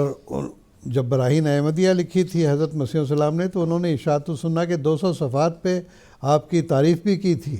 اور جب آپ نے دعویٰ کیا تو انہوں نے یہ لکھا کہ میں نے اس کو اٹھایا ہے، میں ہی اس کو گراؤں گا۔ لیکن اللہ تعالیٰ کا کرنا ایسا ہوا کہ وہ محمد حسین بٹالوی، جس کا کہ طوطی بولا کرتا تھا، اہل حدیث کا وہ لیڈر اور اہل حدیث کا ایڈوکیٹ کہلاتے تھے، ایک زمانہ تھا کہ گورنر تک بھی جو ہے ان کا احترام کیا کرتے تھے، لیکن مسیح موعود علیہ السلام کی مخالفت کے نتیجے میں بازاروں میں جوتیاں چٹکاتے پھرتے تھے، کوئی پوچھتا نہیں تھا، سامان اپنا خود دھو کے اسٹیشن جاتے تھے، کوئی پوچھتا نہیں تھا. تو ایسی حالت ان کی ہو گئی تھی، گھر بار سے جو ہے وہ بے دخل ہو گئے، بچے ان کے فرنٹ ہو گئے. ایک بچہ جو ہے عیسائی لڑکا ان کا ہو گیا، بنگلور میں کافی عرصے تک پادری بن کے وہ رہا. تو غرض یہ کہ ہر طرح سے جنہوں نے مسیح السلام کو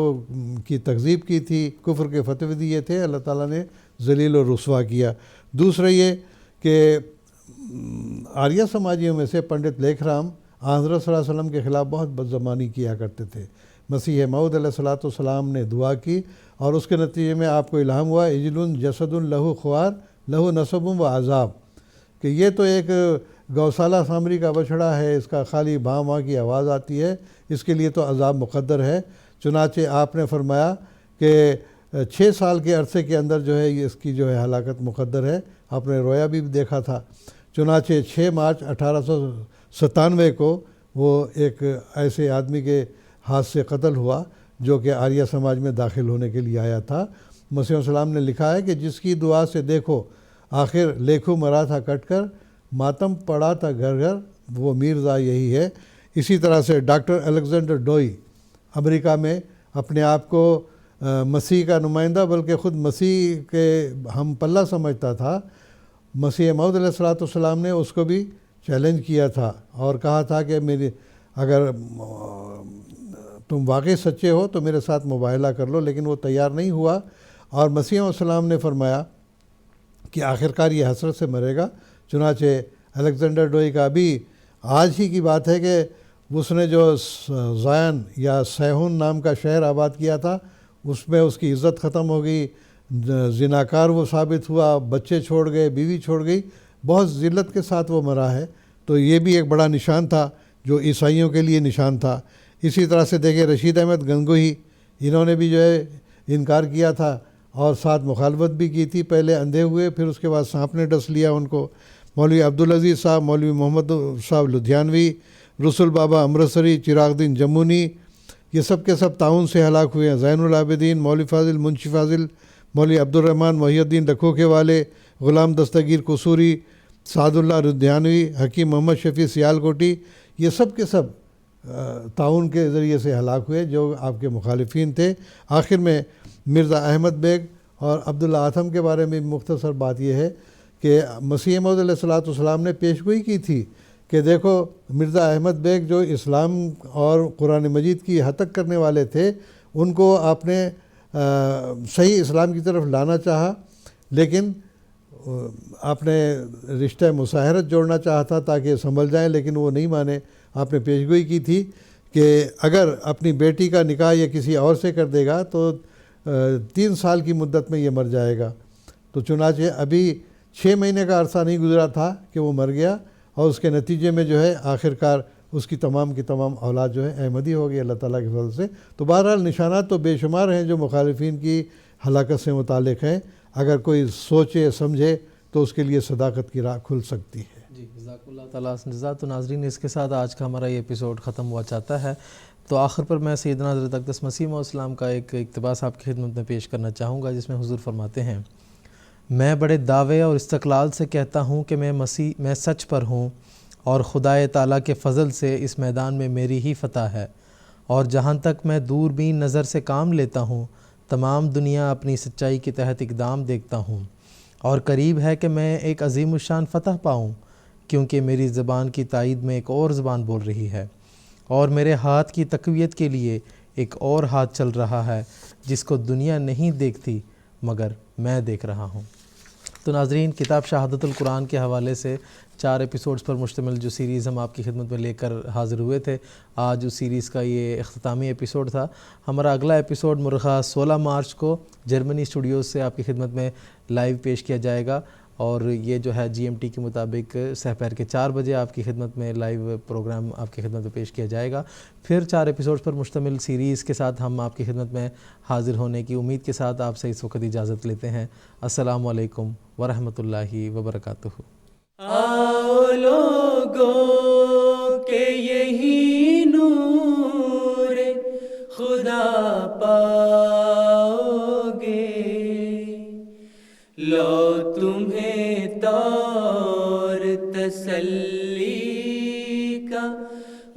بتایا ہم نے. آؤ لوگوں کہ یہی نور خدا پاؤ گے. لو تمہیں طور تسلی کا بتایا ہم نے. لو تمہیں طور تسلی کا بتایا